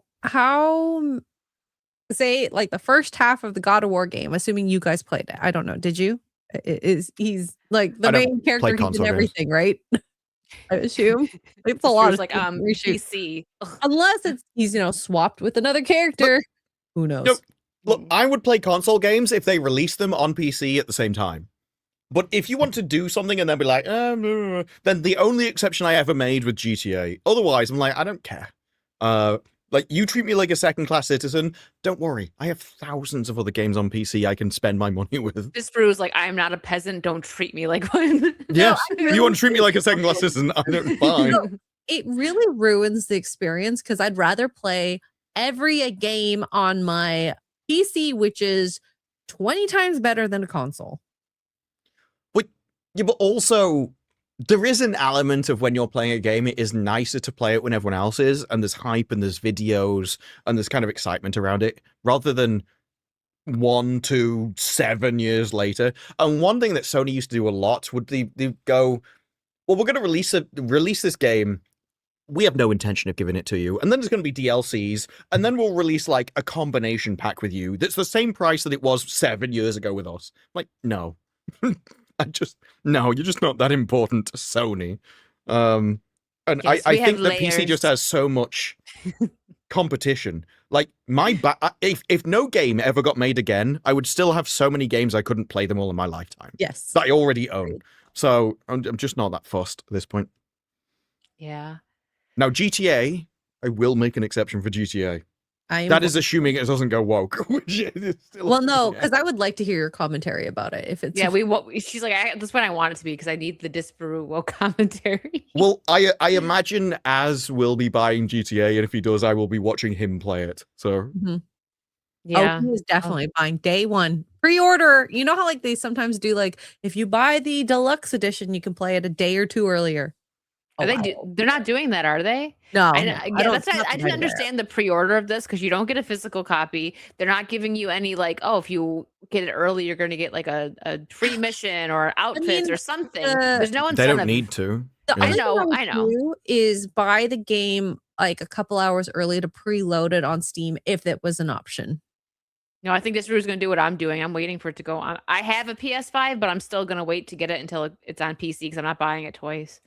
So previously in my life, when GTA was out, that wouldn't have been an option. Now it would be an option, but I'd feel like a prick. You'd buy a console for literally one game. Yeah. I'd be like, you'd have to stream it. Like, I'd have to do it specifically to stream it.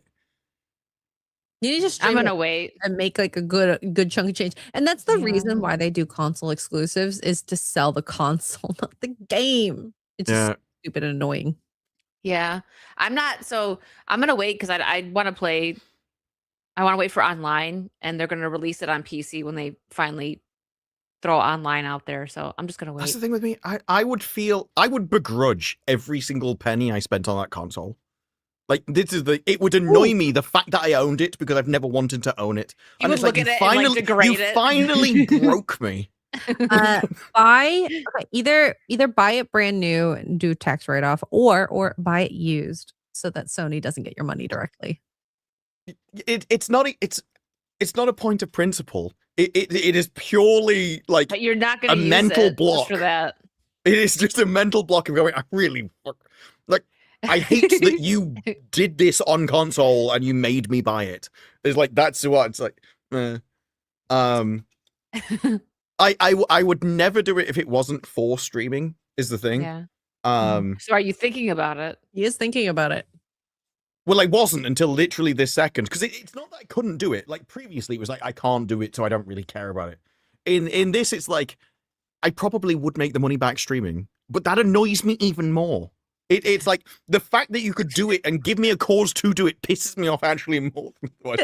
It's almost like I would rather buy the console and lose the money and be like, well, that was a pissing stupid decision, wasn't it? You were right in the first place. He's going, nope, brew. Wow. It's just like, I don't, because it is a case of like, I would have to stream to do it, which would then make me stream, which would then make me feel like I needed to stream. I don't know. Well, I do want to play it though. The main issue that I have is actually Jason Schreier's article from multiple years back, where they said they fixed their frat boy culture. That's a red flag.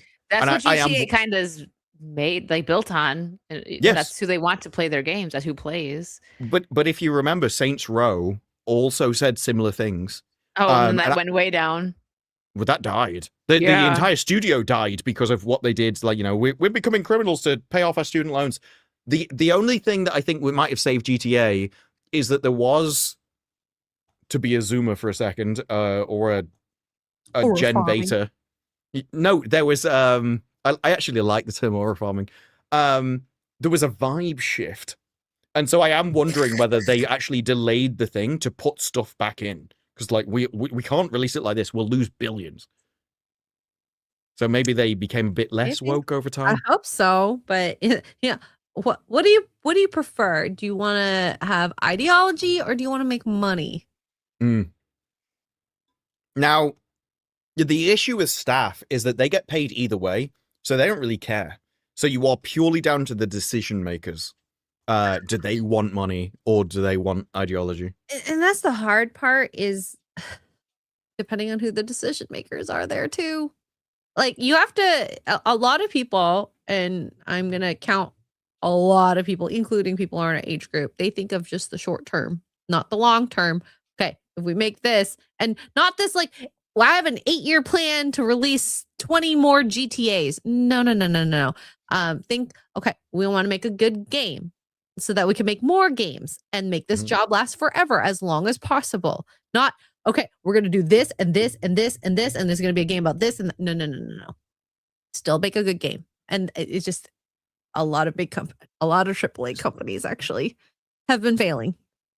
So when I started gaming, so I didn't have the internet till I was 18, but I was gaming before. I got my first PC. I don't know when this year was, but you can easily Google it. The first games I got on my PC were Quake 3 and Age of Empires 2. So it'd be around that era. I didn't have the internet till I was 18. And back then, games were built because people, like, there was a load of, like, sweaty nerds who were essentially sitting around going, I want to play this game, but this game doesn't exist. So I will make this game because I want to play the game myself against other people. And then everything took off. And those were the games that formed companies. But once you form a company, now you need more staff, you need more executives. And that led people to be in gaming that never should have been in gaming. And then you had things like Me Too, which led to groups which have never cared about gaming becoming gaming. But now we need the numbers. And now we've got an entirely different morality entering things, which is polar opposite to our very customer base. This is how Blizzard ended up doing things like, there's a hot woman on this photograph, but I think we should replace her with a bowl of fruit. There's nothing to be gained from the customer there at all, but it pissed off someone in the company, so they changed it. And I think that's been the gaming overall. It's like people who are not gamers are in the industry and they need to justify their jobs and they're just ruining it. It's like the people who are censoring volleyball players. Exactly. Are you a man? Are you a red-blooded male? No, then you don't care about female sports. No one wants to watch inferior people compete unless they're staring at their arse. It is about time we stood up for justice in this country. I care more about female volleyball than they do. This through is an advocate for volleyball rights. This is the thing. Volleyball. Like, America has like the kind of black preacher style of speech. The British way of doing it is no. This is the line and no further. We have lost too much in this country. I will fight you on the internet. I will fight you in the forums. I will fight you on Twitter. You know what's funny? Like, you remember the pole vault photo that you were showing? Like, oh, if she's jumping over the pole, like, that's a big That was no-no. just the act, yeah. Do you remember the guy? I forgot which country he's from, like France or something, who had his like big dong like push the pole down. Oh yeah, he lost. That was wild. That one was. Yeah. He actually, he lost because he had a massive manhood. Yeah. And so, like, can you imagine? No one was like, hide that. Oh my God. Girls like, oh God, you can bang me anytime. Yeah. There was slow motion replays of that thing zoomed in where that was the entire pissing screen. Oh, but women, it's too far. Well, this is the It's thing. gone too far. This is why I showed the thing where it's like, I consent, and then it's the sports person that I consent, because she chooses her own clothes. No one makes her wear that stuff. No one made the woman dance over the hurdles when she realized the camera was on her. Because also, what people forget is all of those women are sponsored. And so they get sponsored based on their name. And so if you get known as like the hot hurdler that's dancing and everything, you see your money going up and up and up and up and up. And that's the entire thing. And so there's another woman who's like, actually, what you're really annoyed about is that hot hurdler made you feel insecure because you've never had that. You just turned out to be an ugly Karen your entire life and nobody likes you. And so you want to strip that away from everyone else. You're competing against the women because if you drag them down now, you'll be able to compete. And you don't like the fact that men are enjoying her because they're not enjoying you and you want the attention. And so we've got these miserable, old, ugly hags in every form of society that just need to be fired out of the industry so we can have simultaneously men getting what they want, women getting what they want, and everyone makes money. This is the grand fortune of capitalism. And instead, every single thing in society has to go through some ugly hag that has to be, well, I don't like it. Well, no one cares about you. It's about time you pissed off into a corner over there because nobody wants you, nobody likes you, and that's why you're miserable. And you should be. More butts and boobs in gaming for capitalism, guys. Yes. Obvious. I think there should be boobs everywhere for capitalism. But that would actually make way more money. For the sea. You guys can fill in the blanks. Oh, they will. You've seen this chat. They'll fill in the blanks for sure. Oh my gosh. All right. I'll get a couple more. It is interesting though, like on my channel, so my channel started, I was still doing gaming videos before things took off, and it's like, okay, so YouTube kind of funnels you down a way because of the audience thing. But actually, one of my first ever videos, it was the same time that Blizzard got done, and it was their attempt from California to get them over some kind of harassment thing in their company.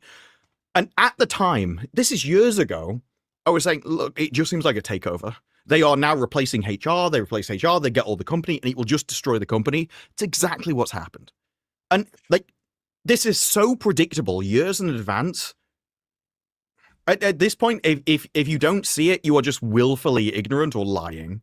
And this is why indies, both in movies and gaming, make good stuff, because it's people making things that they want to watch. It's like one guy's vision, and no one came up to him and goes, actually, I don't think you can do this because I don't think an obsessed woman would act this way. I think you're actually making women go into, like, I think you're going to harm the overall opinion of women.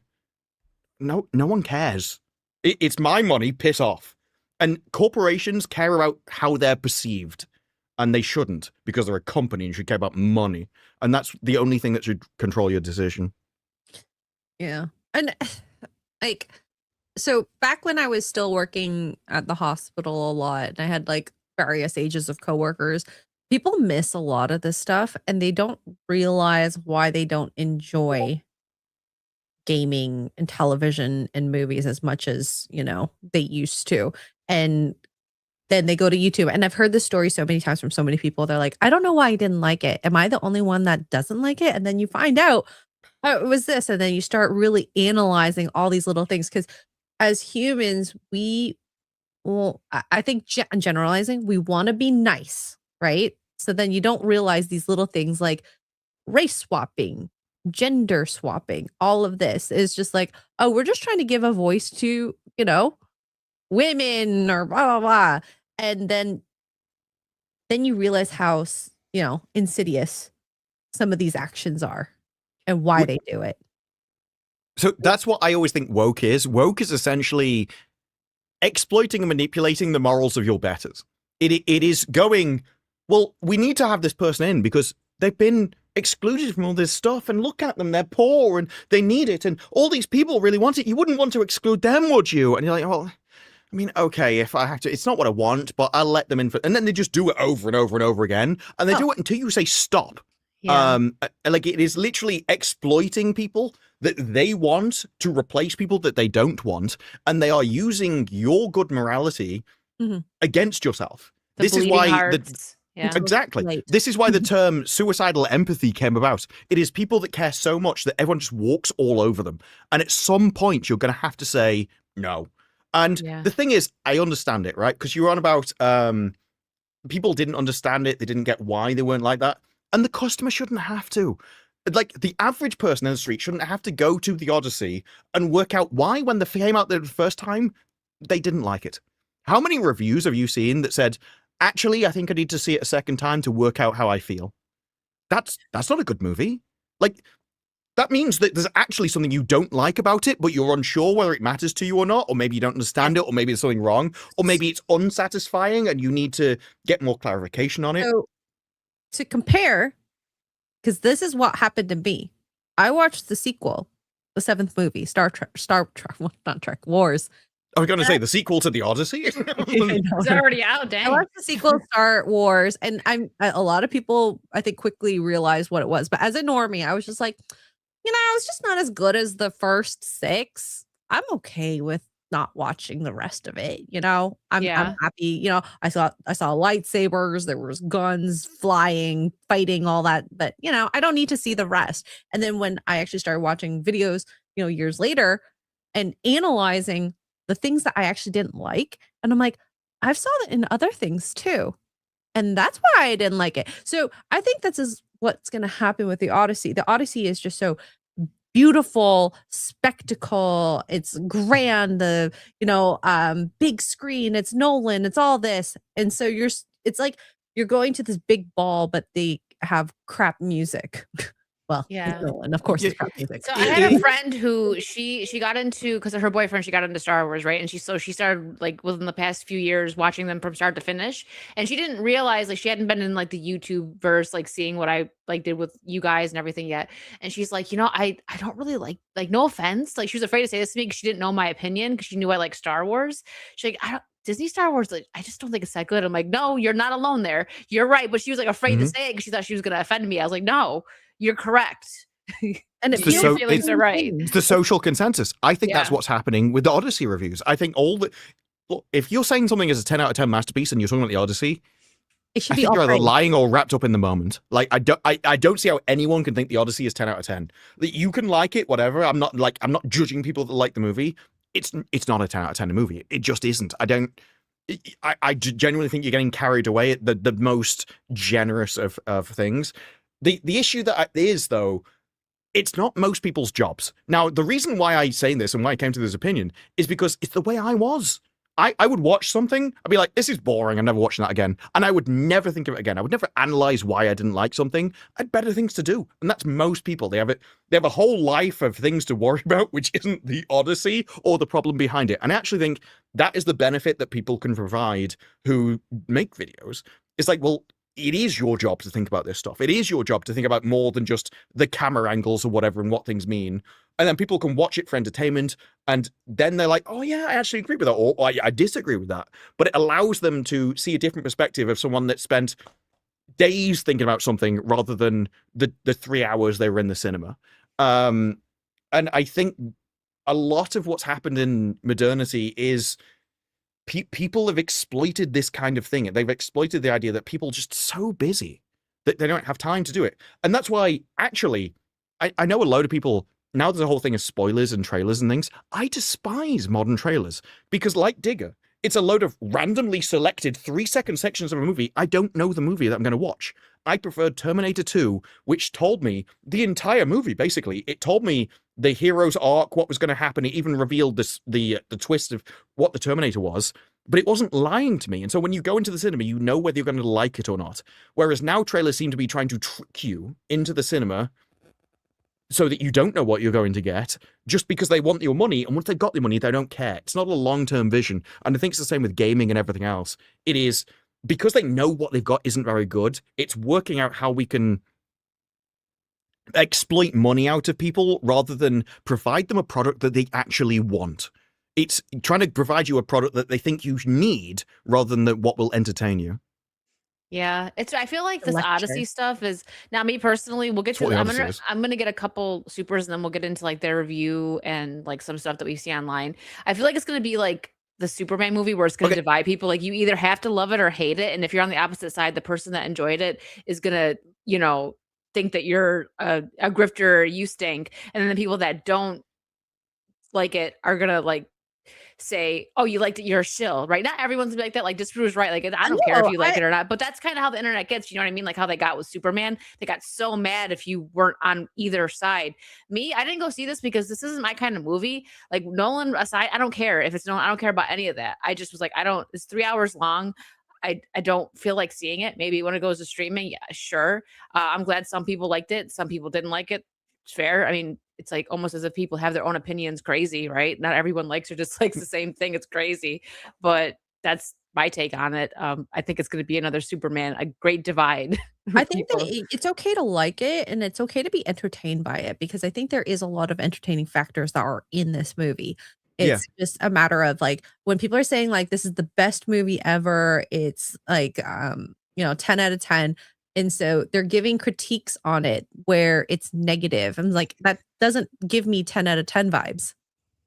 So I was speaking to Mike before FNT. So this was before I'd heard other people's opinions and stuff. And I knew he said a 6 out of 10. And I was like, I would probably agree with you. It's a 6 out of 10 for how it's created, the technical aspects of the movie and it just being a movie. The thing that drags it down for me is what the movie is, what it's trying to achieve, the messages of the movie. And it pisses me off so much is this. To the 28 years thing, I despise 28 Years Later. Then I watched the sequel that was made by the woman that made The Marvels. It's a much better movie. I was stunned. I liked the second part. I despise 28 Years Later. And I was even shocked because the second one, the reason I didn't watch it for so long is a lot of people went, there's barely any zombies in the movie, but it was surprisingly good. And I want a zombie movie to be about zombies. And yet, even when I watch that, I'm like, no, I understand what you mean. And I also agree with you. It's much better. So if you didn't like 28 Years Later, the second part is worth watching. Okay. It's an entirely different movie. It's like, in fact, it's a problem because they entirely ignore the previous movie. What's set up at the end of the previous is just complete. It's like, piss off. We don't care about you. All the colored people aren't there? So remember, like at the end of the first movie, it sets up like the Alpha going up to the north to get it's all nothing of that. It's all about the Bone Temple. It is all about the main guy, and he was the most interesting part of the first one. Like, what is he doing? So it was him and the Jimmies. Now, as a Brit, the Jimmies is a bit weird, but it also works in this movie. And yeah, if you've seen 20 Years Later or not, and I wouldn't recommend watching it. This is just a better movie, and you don't need to see the first one. Okay. All right. Well, let me get a couple supers, and we'll move on to the Odyssey talk. Cal, thank you for the 5. You know, Extra Girl Wicked Disbrew should go into the DVD business, producing all the new stuff. Bone Temple. Make old media wine over digital, going Disney Plus. We're gonna get in the DVD business, Disbrew. I'm not sure the DVD business is. I know a load of people really like physical things, but like there was a thing recently with gaming where they're like, well, Sony aren't making DVDs anymore. PC hasn't had DVDs or whatever, Blu-rays since like 2005 or something. Yeah, and it's not a problem because they trust Steam. So I actually think with gaming, it's not a problem of not having physical. It's a problem that you don't trust the companies. Like everyone trusts Steam. I trust Steam, and unless if they sell, then I'll get nervous. But as of right now, I do. Or if Gaben dies. Yes, exactly. I've had quite a few friends actually say that aren't like online. But yes, agreed. Duke Devil 95, thank you for the 5 gifted memberships. And Jason Webster, thank you for the Australian 5. You will believe Elliot Page as Tattoo in Fantasy Island. Look, boss, the plane. Elliot Page in the Odyssey is. Oh yeah. Kyle, thank you for the 199 and filmed in gray tones. Yeah, there's a lot of problems with the Odyssey in that kind of regard. Yes. Which, considering he's meant to be using the best cameras in the entire universe. Yeah. Really? Sec, thank you for the 5. I learned something today. 1971, the first permanent IMAX theater opened at Ontario Place's Cinesphere. Yeah, I looked up. It was 1969. Like, I didn't know that IMAX was that old. So I learned something new today as well. Someone raised a good point that TVs always used to be IMAX like ratio. And then TVs went to the cinema ratio, and then cinema went, we're going to be like CRT TVs. So it seems more like cinemas are trying to be different than television and mainstream entertainment, rather than being like, we just agree this is the best thing we should all use. Like, they want to be special. That's what IMAX is. Yeah. Although I do think with the Odyssey it is necessary because it allows Elliot Page and Tom Holland to be in the same screen camera as a normal-sized human. The Real Erudite for 10. Hail Wicked, Hail X-Ray Girl, Hail Disparu. Hello. Heath, thank you for the $9.99. You should use AI and check out the crazy complexities of IMAX projectors. It was surprising to me regarding heat, stability requirements, etc. No germanium is used, though. Yeah, because I always thought it was just light beamed through film, and that it was the film did most of the work, is what I thought projectors were. This one's for X-ray. Came back just in time. Do I read it? If you want, I mean, I can. Okay. Real Erudite for $10. Hi, X-Ray. How's your day? How are you? I'm genuinely interested in paying attention. Am I still evil, or do you think I'm nice now? Are you trying to flirt with me? I don't understand. Confused. Is this what the conversation about girls that like attention and whatnot? I was talking about general. It probably is about that. Yeah. Probably. It was. I don't know. Yes, I still think you're evil. Jason, thank you for the 5.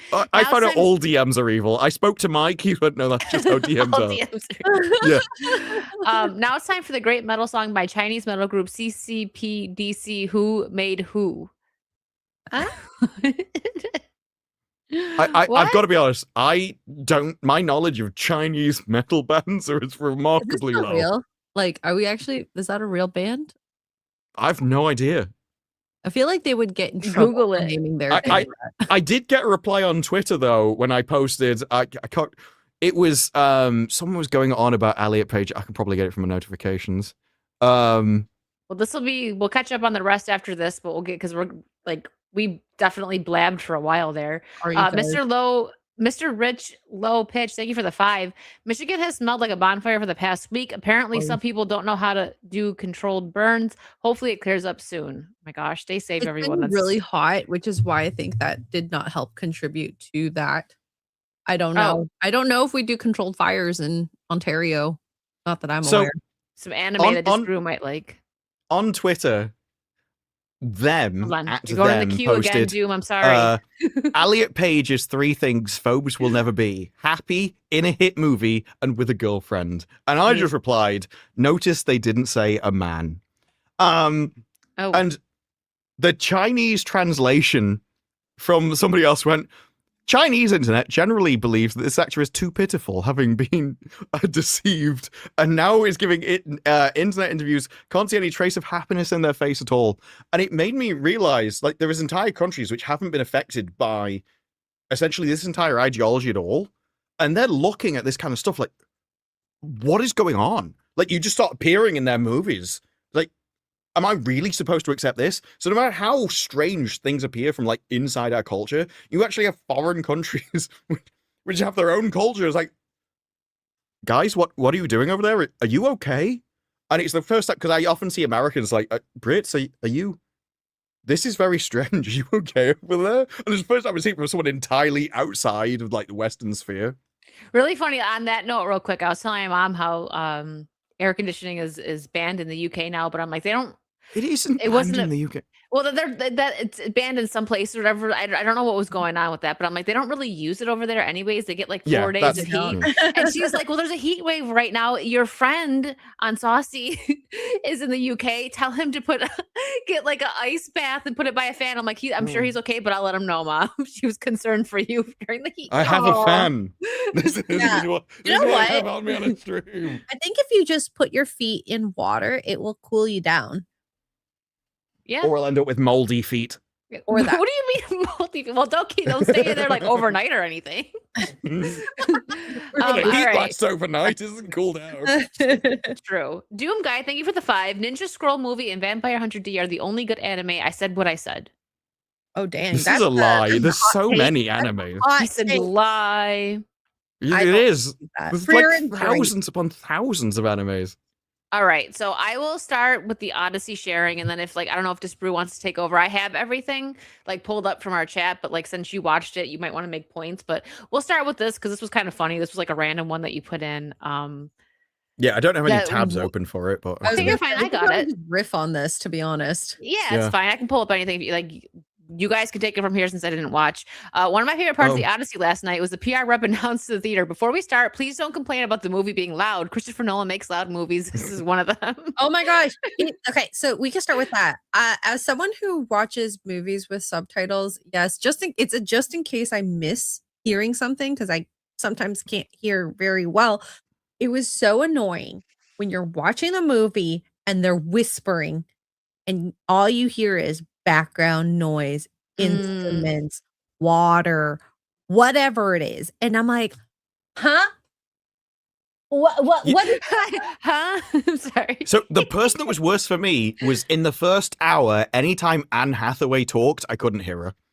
The scenes where she's in next to Tom Holland, I can hear him perfectly. I can't hear her at all for the first hour of the movie. I don't understand it. I hate that, we have such good technology. There's sound bars at the side that says where the audio is and very good headphones. And yet I want you to get the emotions from the actor, not from what they say. Wasn't that what he said? Yeah, he said that the hearing, it was something along the lines of hearing people isn't that important because he cares more about the emotions than you actually hearing the language. So he wants to see. The issue with this is because you band orchestras, the music doesn't give you the emotion. So you have to know what's going on. This is just a guy hitting things for 3 hours. That's all. So for the review, I looked up what he said he used. And at one point he said he was hitting air conditioning units.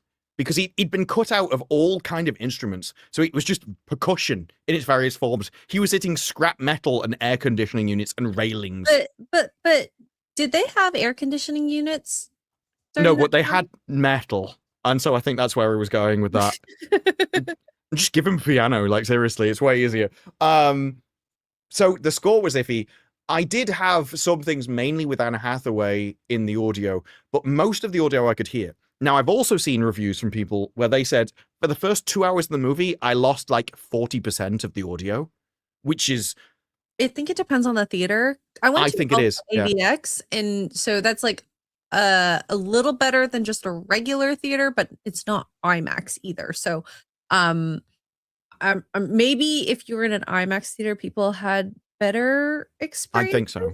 So the theater I went to used the IMAX resolution, but I don't think it's an IMAX screen, but it's kind of like a hybrid. So I think wherever you see a movie in that theater, it's going to have bars on one side or the other. It's probably designed for both. There's also another theater, which is really old.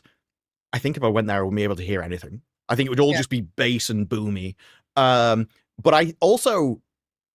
it's bad design. You can't make a movie which is so picky that people, if they don't go to IMAX theaters, will not be able to hear it. Because the majority of your movie will be seen on home theaters, random speakers, headphones, phones.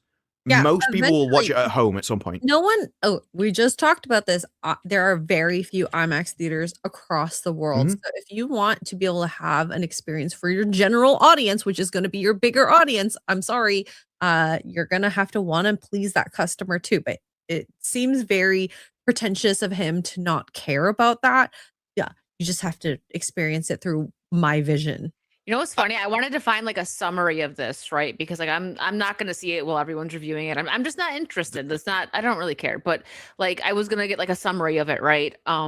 And I'm I want to find a non-biased one. Right? If someone just talking about it, reviewing it, and giving a little. So I did find a little 10-minute video of someone who was in the middle. But the first few was just if it started as a huge Nolan fan, I'm okay, skip. That's gonna be biased, or people that are just gonna hate it because of the casting, right? I found one, and the guy was a big Greek mythology and just Greek history person, and he was so if you're like that, you're gonna hate this. He's oh yeah, if you like history and culture, you're not gonna like it because it's there's. From what I heard from Metatron and Shad, it's just very inaccurate. Yeah, that's what I heard. But I just wanted to put my little input in because I'm not going to have much to say during this review. That's all I got. even without that, I'm going to say as a normie and as someone who's not a Nolan fan, or against him. Don't really care. Same. If I'm going into this thinking, oh my gosh, I watched Troy, I love Troy, Brad Pitt. Okay, so then you're going into this movie. It's about Greeks from Ithaca. There is actually a line that says, "We are Greeks from Ithaca." Said by an Indian man. Exactly. I'm like, it's like, Saw, I am Greek, Saw. One thing that I will say is that, like, it's like, yes, people are like, well, this is supposed to be fantasy. Why do you care about the casting? It's like, that's a good point, but it's also based off some real Greek history as well, like things that actually happened. Well, it's based on Earth. Yeah, it's based on Earth. Like, yeah. so the thing is, this is an ancient civilization. Most people didn't travel. Actually, most civilizations out all of history never traveled. There's a reason why Mexicans are just in America. They don't travel. As a people, they do not have the genetic temperament to want to travel around the world, whereas the English did. There is something about the English which made them have that exploratory thing. The Chinese had the technology to travel around the world, and they just never did. It wasn't something as a culture they wanted to do. And this is the same for most civilizations around history, through history. Even if they had the technology to travel, couldn't be bothered. The issue with this is, I have no idea where this is set. It doesn't feel like Greek because it's set in modern American accents. yeah. It's true. Nobody else knows Mexicans. Like, Gary's like, I went to England and have Mexican food. We don't have Mexicans. That's why. They just didn't come over here. They've got planes. They still don't bother traveling. But it is a case of you want it to feel Greek, but it's American accents, it's modern English, and it's people from all over the globe. So now I feel like Greece is everybody. But we're going to different islands. If you wanted to, and a lot of actually in the Odyssey is huge distances are traveled. They are blown off course with a bag of winds to another island somewhere over here. They don't know where they're going. They're lost on Earth. And you could have done that by ethnicity. They could have landed on this island and now there's like Japanese people. They could have gone over here and now there's Africans. So there was a way to do it where you still made it feel homogenous, naturally of Greeks, but you met other people if you really wanted to diversify it. And you gave them this sense of like traveling around the world, because now we know, they wouldn't have known, but we would know where these people came from. Yeah. Like Jeremy said, when they went on the island with the Cyclops, it could have been just Alabamans there. Yes. I absolutely. Genetic mutants that have just been inbred for 1 million years. 100%. Yeah. So you're pulled out of the movie in terms of like ancient Greeks with the different ethnicities, with the modern English, and then Helen of Troy, which, I mean, she's not in it that much. And same thing with Elliot Page. But I think that's worse. Yeah, I heard that they got more hate than screen time. No. But I think that's worse. The worst part was not Helen, in my opinion. The worst part was Elliot Page's character and the extensiveness of his impression on Odysseus, and the fact that it kept on coming up again and again. Oh, Sinon this, Sinon that. Sinon was a great warrior. I'm like, I don't really want to hear about him. So if we want to do Elliot Page first, which isn't a sentence that I'd ever imagine myself saying. Sure, let's go for it. Then yeah, the bravest warrior of them all. And you're like, why though? Because what he was complaining about, or she was complaining about, was bizarre. Because it was like, you didn't tell me the truth. And this, it actually reminded me of like, was it Secret Invasion? Back to the beginning of why he thought. So when the Trojan horse was left, Sinon volunteered to stay back. Yes, and Elliot was lied to because essentially they needed somebody to sell, why is this here? So their job was essentially to go, look, this is a gift from the gods. We're all leaving. This is a peace envoy. Now, immediately, first thing that happened, my arm is getting pinned to the horse. My second arm is getting pinned to the horse, and I'm making this pose. Now, I don't know about anyone else, but this to me implies a crucifixion. That's just what it does. And especially when you arrive later in the movie, it's like, okay, so now we got resurrected and thing. I do think that's intentional, but that's probably personal interpretation, not either way. But so Odysseus says Sinon was the bravest. warrior. Well, Odysseus told Aliot during this entire thing that essentially we are leaving. They told the person staying behind the story that they wanted the other people to believe. That's perfectly reasonable. Look, what happened if they took you and gave you enhanced interrogation, as we use in the modern phrase? I think there was even a line that said, dying people tell the truth because they could put you through any amount of pain and they will make you tell what you know. And they didn't know what that would be. But Elliot is less concerned about they died. And she was just like, I would have died for you anyway. Well, if you would have died for them anyway, what does it matter whether you knew the truth? The moment you died, you got told by all the soldiers what was happening in the first place. Nothing changed about what your situation, what your role in this was. Why are you moaning about it? And why is he feeling sorry for himself? He did a good thing. He ended a 10 years war. Yeah, it is not your job to die for your country. It is in war. It is your job to make the other guy die for his, and that's what he did. And in the original story, Odysseus is proud. He did a great thing by winning the war, as opposed to dragging it on for another 10 years on this beach and watching all his friends die. Whereas in this, the entire thing is to make him feel guilty and ashamed of what he did. And that was the only point of Aliot. Well, and I feel the crazy part is when you are in a command of a lot of humans, you think of the greater good. Am I going to sacrifice 100 people to win the war? Am I going to sacrifice one person? Yeah. Easiest decision in the world. Like, your country's going to die or you're going to kill this person. Like, it's the railway problem. It's easy. Yeah, I'd rather have one person on my conscience than 100. But that's just me. But and it also for war, I mean. I'd have to skip ahead, but like what they show of Troy and everything, it's like all those people are your enemies. And in the original book, that is just a fact of life. You are imposing a modern moral issue on a millennia-old text, multi-millennia-old text, where it doesn't belong. And that is your problem. You cannot abstract enough to understand the situation at the time. Yeah. But go ahead. As to the other women in this, I've seen a lot of people go, they're not in it much, so it doesn't matter. Helen Troy isn't in much, so it doesn't matter. It is true what they said, that they expanded their roles to be more impactful and well-rounded. But what they meant by that is feminist. Each one of the women's roles in this has been changed to dismantle a man and increase themselves.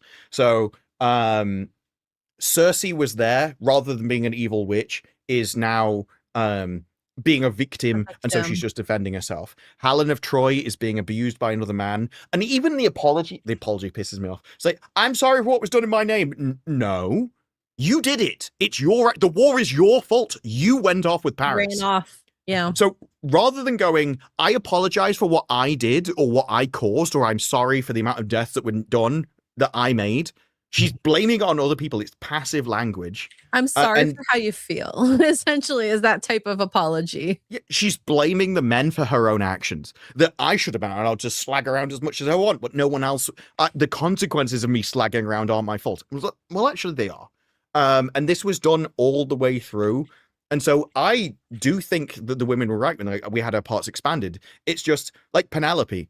She's like, well, actually, the throne hasn't been empty all this time. Just none of you will allow a woman to be on it, but I have been ruling. Each one had their own feminist moment put into the And it was scene. very, like, you could tell, I think, and you're like, I don't know why I'm annoyed by this character, but the more you think about it, the more you realize. And this is what I'm saying with, like, the normies. They're going to be like, oh my gosh, that was great for her to say that. But then you're like, but why did she need to say that? Was there necessarily? Did it change the story much? It changed my thoughts of the character and impact of the story. Because the story should be about Odysseus, not about all these other characters. Odysseus should have a hero's journey, but he kind of doesn't. Well, the thing is, this story is literally what created the hero's journey. Like, this inspired all other heroes' journeys. This is where the hero's journey comes from. And I don't feel like I experienced that when I left the theater. Like, when I see a hero's journey, people stepping up to the mantle to do the thing that you're supposed to do, like Captain America in the first movie, he sacrificed so much. I will admit, Odysseus sacrificed a lot, but it didn't feel that way. No, he didn't. He didn't. So in the original plot, the reason why he's going through all of this stuff is he wants to get back to his wife. That is the entire reason for his existence. Everything he does, like, he is smart, competent. He is one of the best people in the world. He's one of the best military fighters in the world. This is why he survives everything, because he outsmarts everybody and everything. And the only driving force in his entire life is, I want to get back to my wife and child, which is something that every single person can relate to and appreciate, no matter where you are. And in this, they remove that. They specifically go, well, he doesn't want to go back home. So now you have removed this guy's reason for existence. Now he's just a guy trying to survive who's miserable, who doesn't really want to go back home. In fact, at the start, the first thing that you see in this movie of him is Agamemnon is going home. He knows the route home. And he's like, I want to go over there because I don't want to go home. I just want to sail off into the distance and kill all of my men because I don't know if there's an island over there. And so immediately he's getting called lucky and thick. And his men don't respect him either. Well, they shouldn't. In this movie, they shouldn't respect him. But in the original story, they should, because he is the only chance they have. Everything he does is trying to get back home and to preserve his men. And if they die, he cares for them. In this, he doesn't care for them at all. So you take, like, the Cyclops.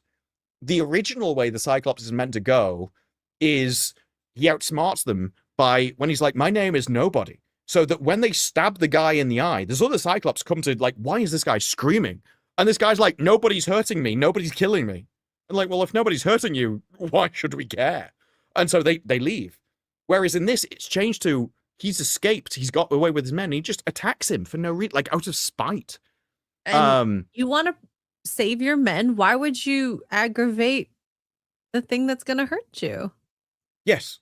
Well, in the original story, he screams to the Cyclops, I am Odysseus. I want you to know who injured you. I want to know who blinds you. I am Odysseus of Ithaca, because he's proud of what he does. He's proud that he sacked the city of Troy. He's proud that he was the one that created the horse. He is masculine and competitive, and he's not just good enough. He wants to beat you. He wants you to know how he beat you and why he beat you and who beat you. And that's what causes all of his trouble. But they can't have him be proud of his actions in this because they want him to destroy everything. Toxic masculinity.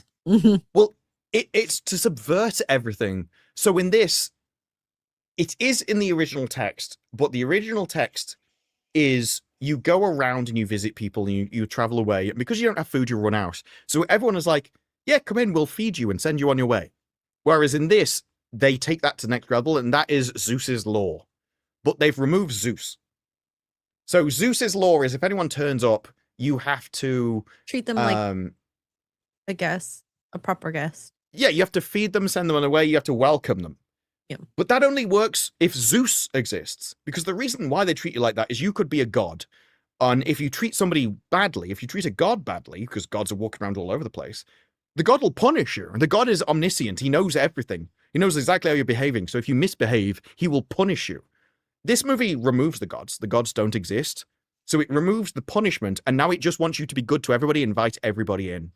It's Hollywood's favorite thing to preach, kindness. Well, yes, but it's also kindness and weakness. So there's a lot of quotes from Emily Wilson and her translation about how she wanted to do a modern translation, which was basically, she felt like she was an immigrant, Homer was an immigrant, and we need to do all this kind of thing. And then he also spoke about like very similar kind of comments on that regard about Zeus's law, about how we need to allow everyone to do anything. And then he invites all these foreigners into a movie that they don't belong. And it is like, I think he sees himself as engaging in Zeus's law. The problem is with Zeus's law, it's like, you should treat others how you want to be treated. There's an opposite side to that, which is you treat others how you want to be treated. Now, that entirely flips the moral question on its head, because if I treat others how I want to be treated, that doesn't control other people. So other people might not believe in what I believe and just kill me. But if you treat others how you want to be treated, now I'm reacting to your behavior. And so if you behave badly, I can behave badly to you, and that's just. So I can defend myself and everything else. And it definitely seems like this is the perversion of it. It's telling you that you need to accept anything. That they should be able to oppress you, come into your thing. They should be able to take over your culture, whatever, and you don't do anything because you're obeying Zeus's law. But they can do whatever they want. And I think we see this with like Lapita. She really cared about African culture, but not Greeks. Oh, definitely. Because I mean, if we said this about a lot of projects that actors are on. If you're going to audition for a role, maybe do a little research first, just a little. Did you see John Leguizamo or whatever his name is? He was John Leguizamo. Whatever. He was on the red carpet of the Odyssey saying it's really unfortunate that Mexicans aren't represented in more things because Latinos deserve representation. I'm like, you are replacing the role of a Greek actor on this red carpet, moaning that you're not represented. I saw that video. Are you serious? It's really annoying because it's like, well, you know, Mexico has its own version of their cinema and TV shows, and they do pretty well from what I've heard. But hey, yeah, we need more Mexican representation in Greece. Got it. We've already seen Blue Beetle. I think they've had enough. That's my entire thing. I'm like, they're bringing him back in the next Superman movie. I think we should tackle about it. Are Mexicans underrepresented in like Hollywood? Like, really? Well, this was actually what he brought up. So he said there were like 30% of the box office, and he says, yeah, you might be in America. Nobody in the rest of the world knows who you are because you don't travel anywhere. We've never met you. It's like, oh, I'm Latino. Do you mean Spanish? Is that what you mean? My favorite is when he said that like Latino culture was wiped out. It's like, you mean Latin? What was happening to the Italians? Seriously, we had Bad Bunny, freaking halftime show. I think we forgot about that. Like. I wish I'd forgot about that. Your own big butthole at that rate, okay? Like, almost as much as I wish I'd forgotten about Travis Scott. I would have shoved that guy's pole up his arse. Like that. This guy is smashing down with a wooden stick, and he's like, "I'm going to say a poem, bang, bang, bang, and then I'm gonna do this, bang, bang." It's like it's giving me a headache. Like your audio, you speaking, you've got an accent which is only attached to Ebonics, and I'm supposed to feel this is Greek. It's like the most ridiculous thing in the world was him at the beginning, the middle, and the end. It's just as good as slam poetry. His performance, like, oh my god. It was the stick. It was the smashing the stick. I'm like, I can't believe that actors sat in the same room as you doing this, and someone didn't hit you. It was so annoying. I couldn't believe that every three were bang, bang, bang. Oh god. Even now I'm having flashbacks to it. Because you could feel the reverberation from the speakers as he's hitting it too. Like, so it was like it was so loud. I felt like I was getting a headache just from his section. And he wasn't in the movie much. But you find this with a lot. The scenes, like I've seen people go, the women were talking about expanded roles and they weren't in the movie much. It's like, no, but their roles were expanded. The effect that they had on the story, but especially the men, was definitely expanded. Every single man that was in a scene with the women was humiliated and destroyed. Menelaus was turned into like some kind of abusive wife beater who scarred his own wife, which has always been weird because he essentially keyed his own car, which seems strange. Why would you want your own wife to look uglier? But hey, yeah. But also they did this. So now Helen of Troy is an identical twin to the wife of Agamemnon, but only one of them is the most attractive woman in the world, even though these two look identical because it's the same actress. Because they're not supposed to be identical. No. Yeah. It doesn't make any sense. We're going to war for a woman when another woman that looks identical is right next to us. Why do we care? I saw the one clip going viral, and it wasn't of Helen; it was her sister, I guess. Like I don't know the story. The body cam footage. Yeah, where they're like, this wasn't Helen, but like the one where I guess after she killed her husband. It's like chlamydia or right? something. Clemenestra. Close enough. Yeah. either way, and I didn't care for her role in it. It, it, it they could have gotten anyone to do it.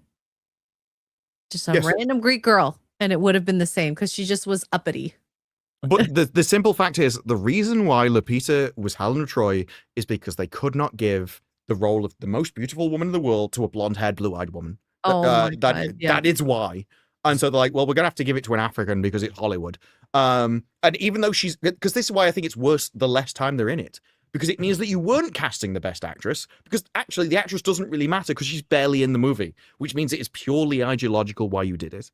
And there's a lot of that. All of the changes that he made from the original text of this movie are based around this idea of Zeus's law and the manipulation of the Zeus's law for modern morality. And there's an interview with Garam Murthy with Nolan, who says, I actually think this is really representative of modern times. And he goes, yes, it is, because of immigration. There's Emily Wilson talking about the same thing. And it's essentially the idea that you should invite other people into your stuff, regardless of anything else, because they just turned up and you're a bad person if you don't. And none of that is returned to the person. And I say in my review that actually the morality is the other way around. It is, I will treat you how you deserve, not I have to give you the benefit of the doubt. Because actually, the way they do it with Zeus's law requires Zeus. It requires a god that punishes you immediately for bad behavior. Anything else has to be reflective or reflexive of your behavior in the real world. And I don't owe you anything. It's like the entire idea that I should feed people who come to my door. Well, where do I draw that line? Is it at me, my family, my tribe, my city, my town, my nation, the world? I'm supposed to feel the world. When I run out of food, do I just feed what I was going to eat? Yeah, to these people? So the suitors in the original text are portrayed as evil. They deserve their death. There's no equivocation about that. And it is because they are the ones which are breaking the rules. By taking advantage of it, by eating out of house and home, Telemachus immediately, he meets Athena. Athena goes, I don't think you should kill those people. And he's like, yeah, fine. I'm just not powerful enough. How do I do that? There is absolutely no doubt that those people deserve what they do. And this perverts the entire message. That somehow they have to attack you first. They have to be violent. No. Them being in your house is enough. Like, that is enough. It's like the idea of intention. Like, they were intending to hurt you by being there and taking advantage of you. Yes. That is exactly it. It repeatedly talks about how they're eating you out of, like, house and home. There's talk about how they're taking the young pigs, and a guy will be like, well, we're not going to have any pigs for next year. It's like, let them starve. We don't care. We want the pigs now. So there's no thought about the overall health of the estate, which the owner would have. They just want their stuff now. And they're like, you should give it to us. And so Telemachus, right from the start, is like, I just want them out of here at any cost. And he literally threatens them right at the start of the book that if you do not do what I say, you will regret it and you will face justice. And all, like, the justice goes to everybody. It goes to the women that go with them and everything. And all of this is removed from the text because the very idea of this movie is that you should allow them to. And the only violence is the only reason you could possibly want to defend yourself. And if you let them just surrender, you should let them go. This is why I actually, in the movie The Return, there's a time where they wipe out everybody except Antinous, and he sits down. And Penelope walks up and she's like, stop. Let him go. You need to stop. There's been enough bloodshed. And Telemachus kills him. And I am like, I'm sitting there as she's screaming, don't do it, don't do it. I'm saying, do it, go on. You need to. You have to. This is just, and the guy just wipes it out like, finally there's a TV show which actually enacts justice. And the entire idea was that women are far more like sympathetic to people in general. There's been studies where they've made like people cheat against you. And men, and then I think they got like electric shocked. Now the women were sympathetic whether they were horrible to you or not. The men got pleasure out of seeing the person punished if they were guilty, and if they weren't guilty, then they were sympathetic. And it is just a case of women have like what's it called? Something love, where they'll love you, not uncontroversial. not unregulated love. It's like they'll love you all the time. No matter what you do, whether you're evil or whatever, they will always feel sympathy for you. Whereas men are like, I want you to get what you deserve. If you deserve pain, you get pain. And that's what this movie does, except, well, that's what the book does, but the movie perverts everything. The movie definitely doesn't do that. And that's why I feel like when I walked away from the movie, I just didn't feel like I connected. And then on top of that, because there's a lot of time jumps, like you see Odysseus right before he goes home, and then you jump back to his travels as he's going through from Troy to home.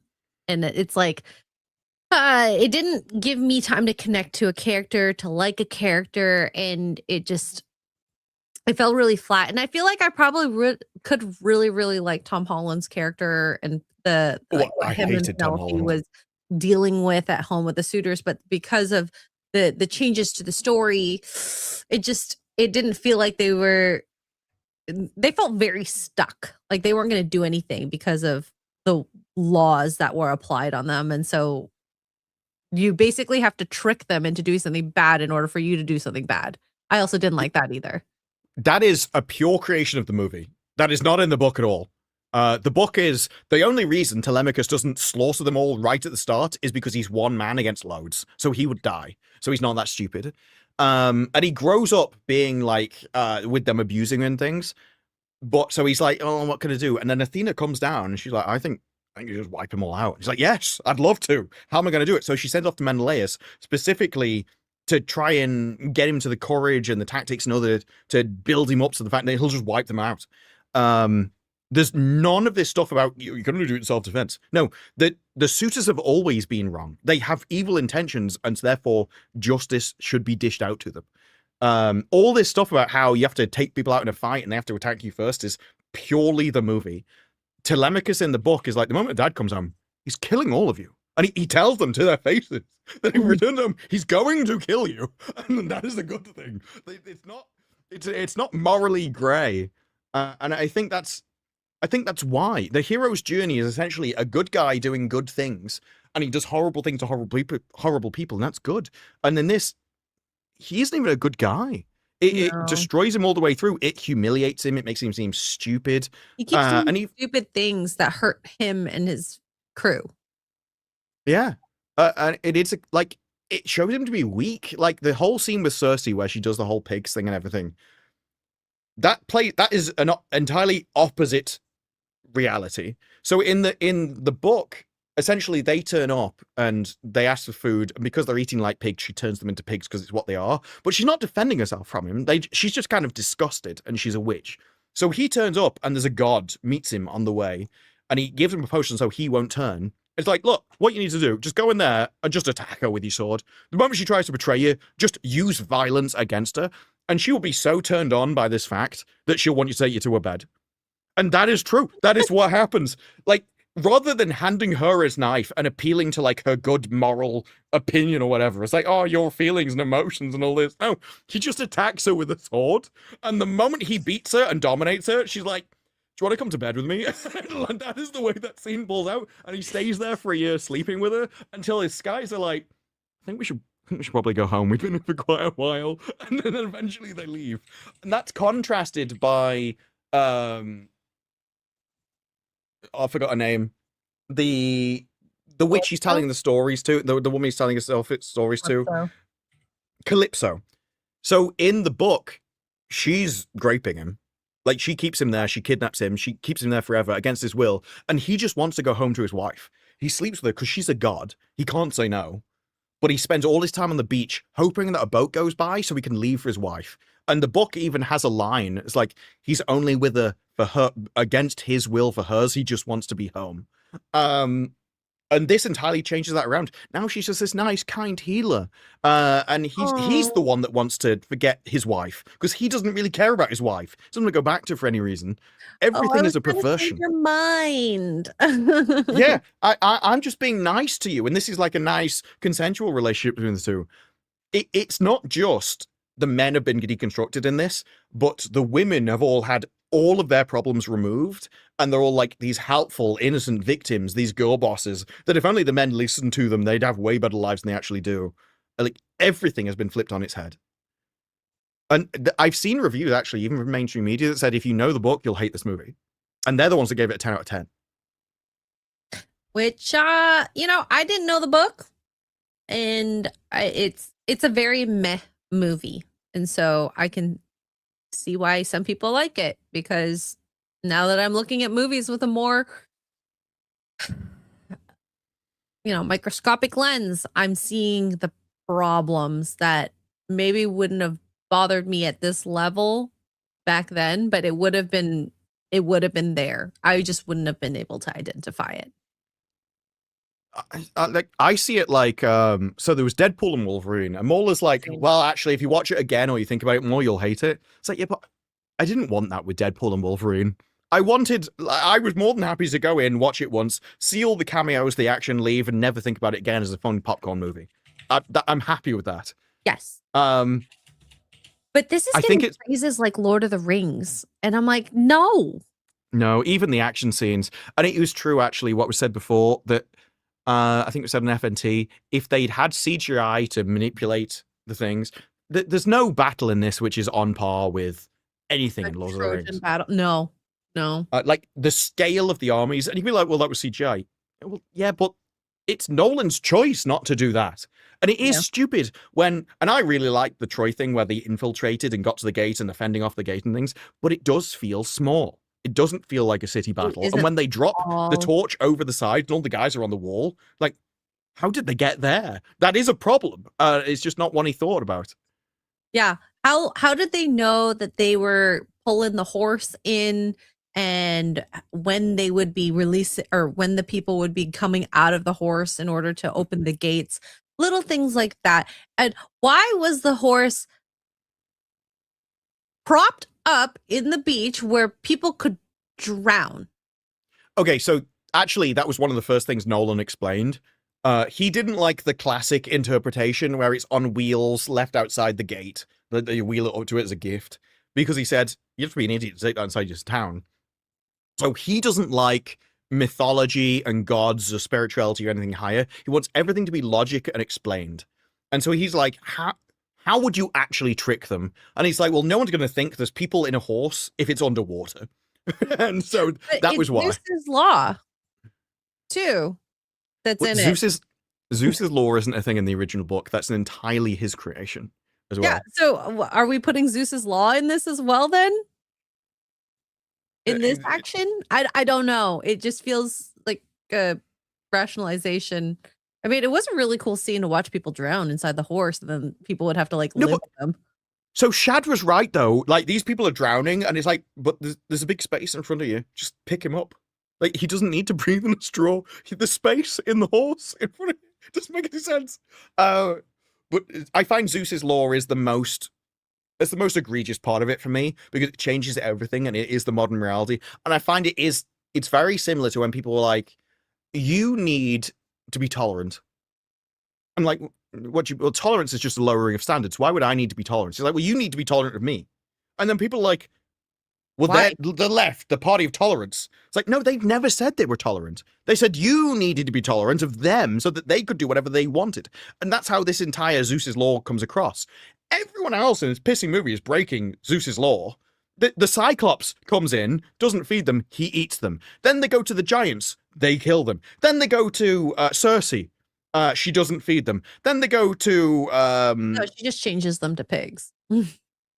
Well, yeah, but she breaks Zeus's law, so she feeds them and then controls them. Then Calypso, but by then everyone's dead.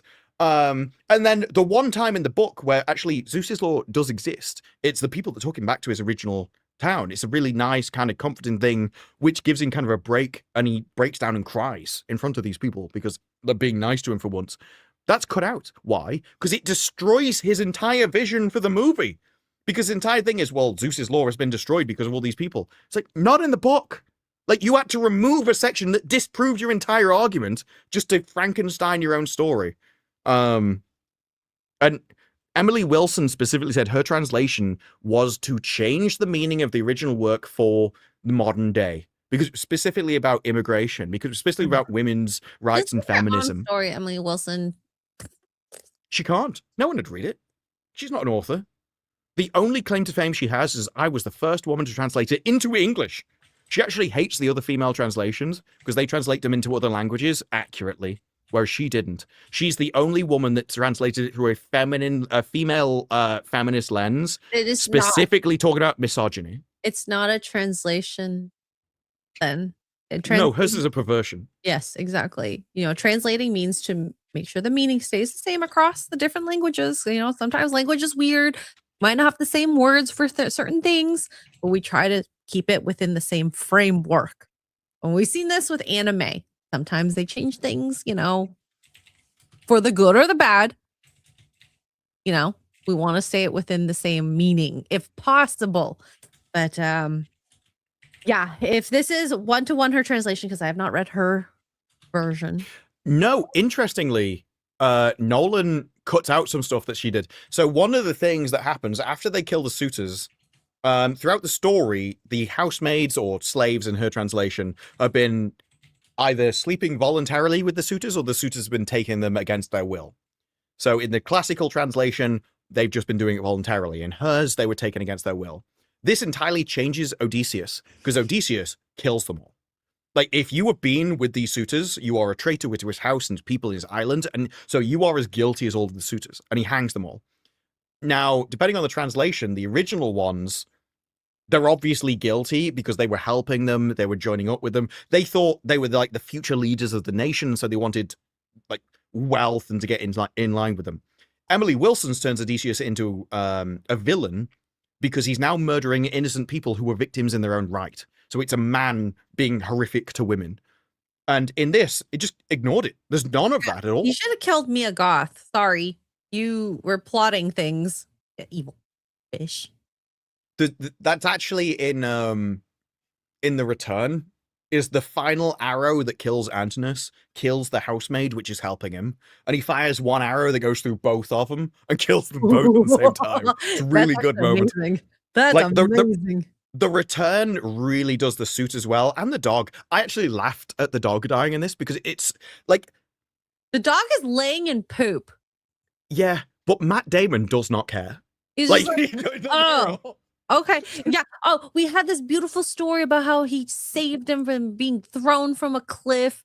And this dog has been lived way too long, like 20 years dogs shouldn't be living, and died as soon as his owner came home. And he's Which like, is the story. Cool.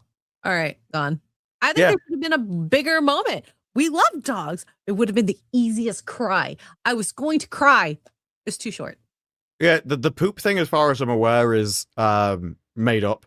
But he is what this dog's been doing is every single day of his life he's been waiting in the same place for the return of his owner. He is only waiting for the return of Odysseus. And so the moment Odysseus turns up, he dies because like finally my life has completed everything I've waited for my entire life is this. And Odysseus cares because he really cares about the dog. Whereas in this, Matt Damon like goes, "Oh, this is a dog. You see his tail go down," and then he just stands up and goes, "Bury him. I need to go in there." And I'm like, I don't care at all. It's the most deadpan delivery of, yeah, just throw him on the trash, mate. It'll be fine. The girl showed more care for her dog, which is crazy. They did that better. It was what in the moment I'm like, I can't laugh. No one else is laughing. It'll be really bad. I know. Yeah. That one was a little ridiculous, but I think if you are on the fence about this movie and you are curious, go see it yourself. See it with try to see it without bias. I know it's a little hard after listening to so many reviews. And see if you feel the same way. I think that visually you'll probably like it. You'll see all the little nitpicks we have. And then the more you think about it, like a lot of movies and television shows, the more you're going to hate it. I definitely think the more I think about it, the more I despise it, because I think I said in my review, there's three things that people generally care about in a movie. Some people really care about the technical aspects. They like the camera work, the lighting, the fact it's IMAX, it's all done without CGI. That's what they really like. If that's you, you'll really like it. Some people really like the story to make logical sense. Everything hangs together. There's a solid through point. This tends to be more like Shad. Shad really got upset because he thought it was all like a drug-addled thing, and that made it not like it and everything. That if you want things to be logically make sense, it's going to be disappointing for you. I really care about the themes of something. And so for me, it was Zeus's law was the main fundamental thing that goes through the entire movie. And because I'd read the book for the movie, it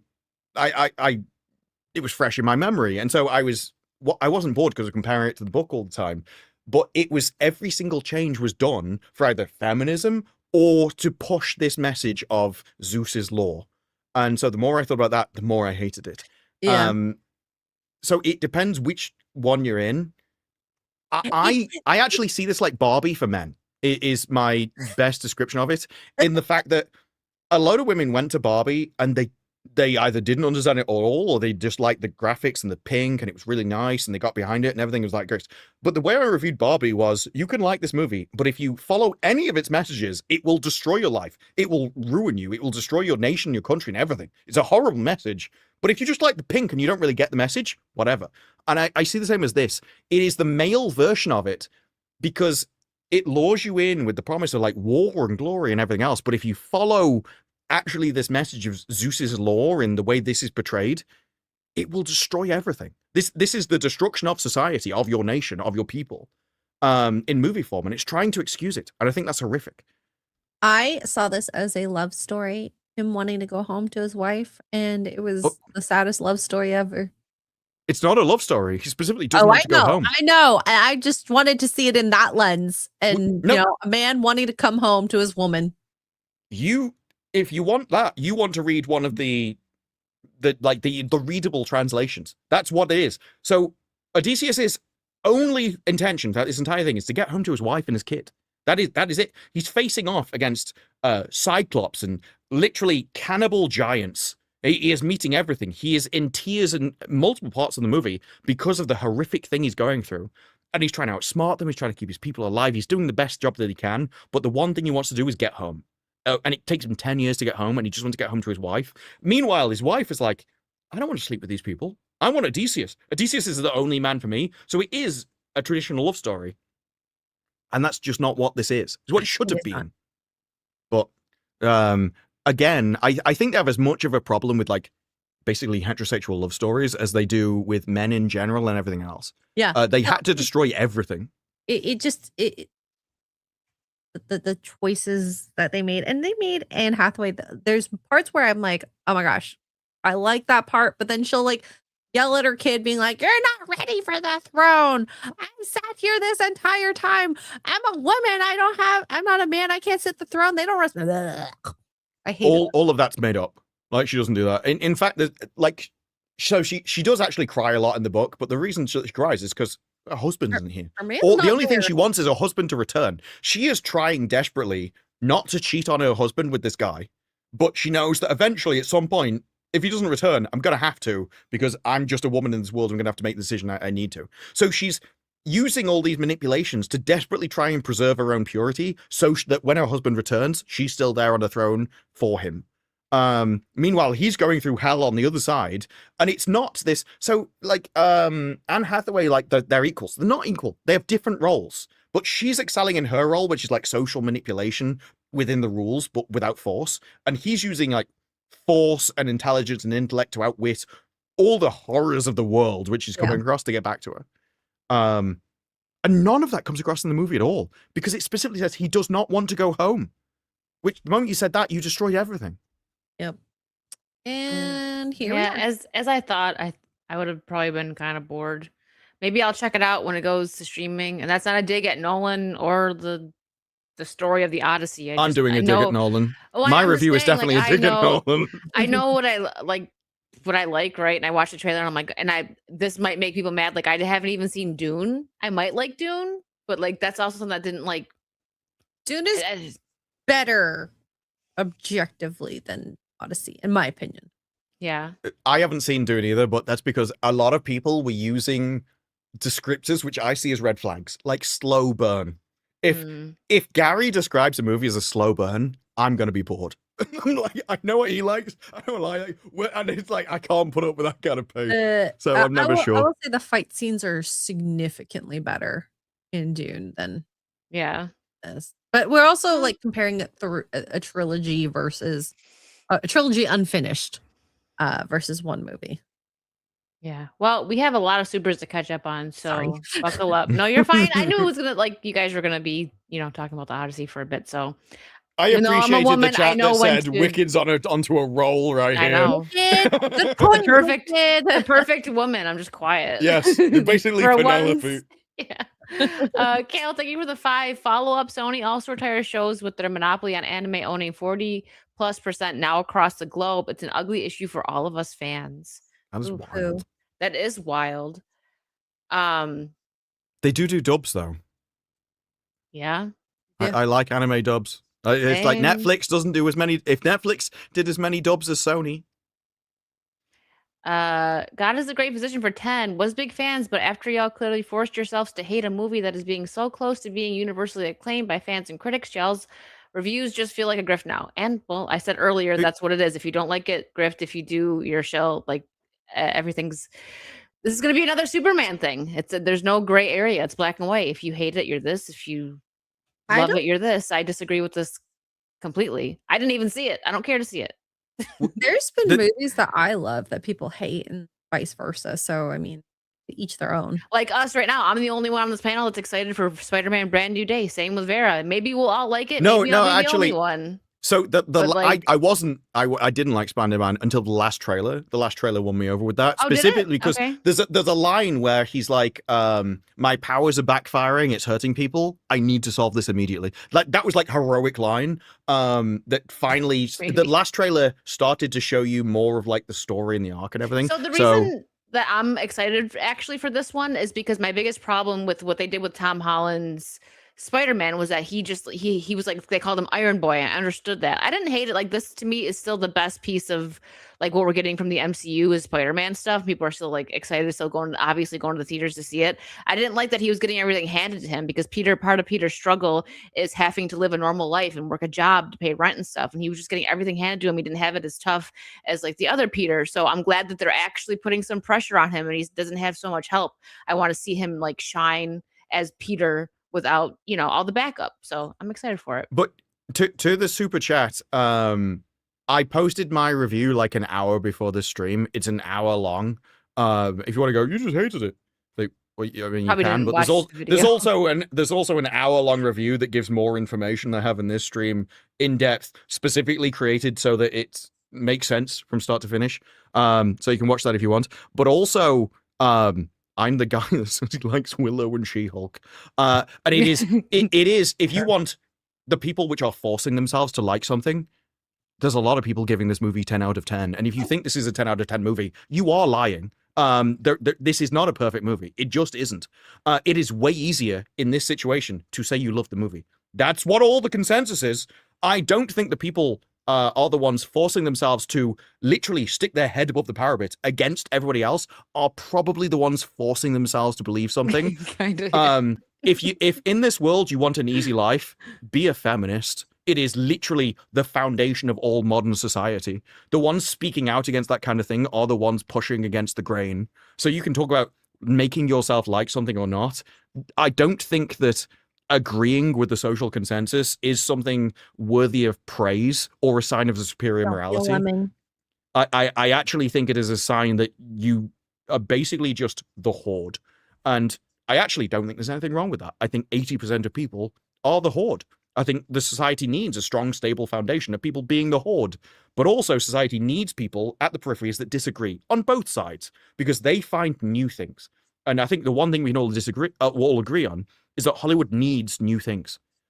Whether this is the Odyssey, and this is the way Hollywood goes in one way, or whether we go, actually, I think that's a mistake. I think we need to go back to cowboys and Indians or whatever. We need people willing to push the boundaries on either way so that we find a new way forwards, rather than being stuck in the level of superhero drama for the next 40 years.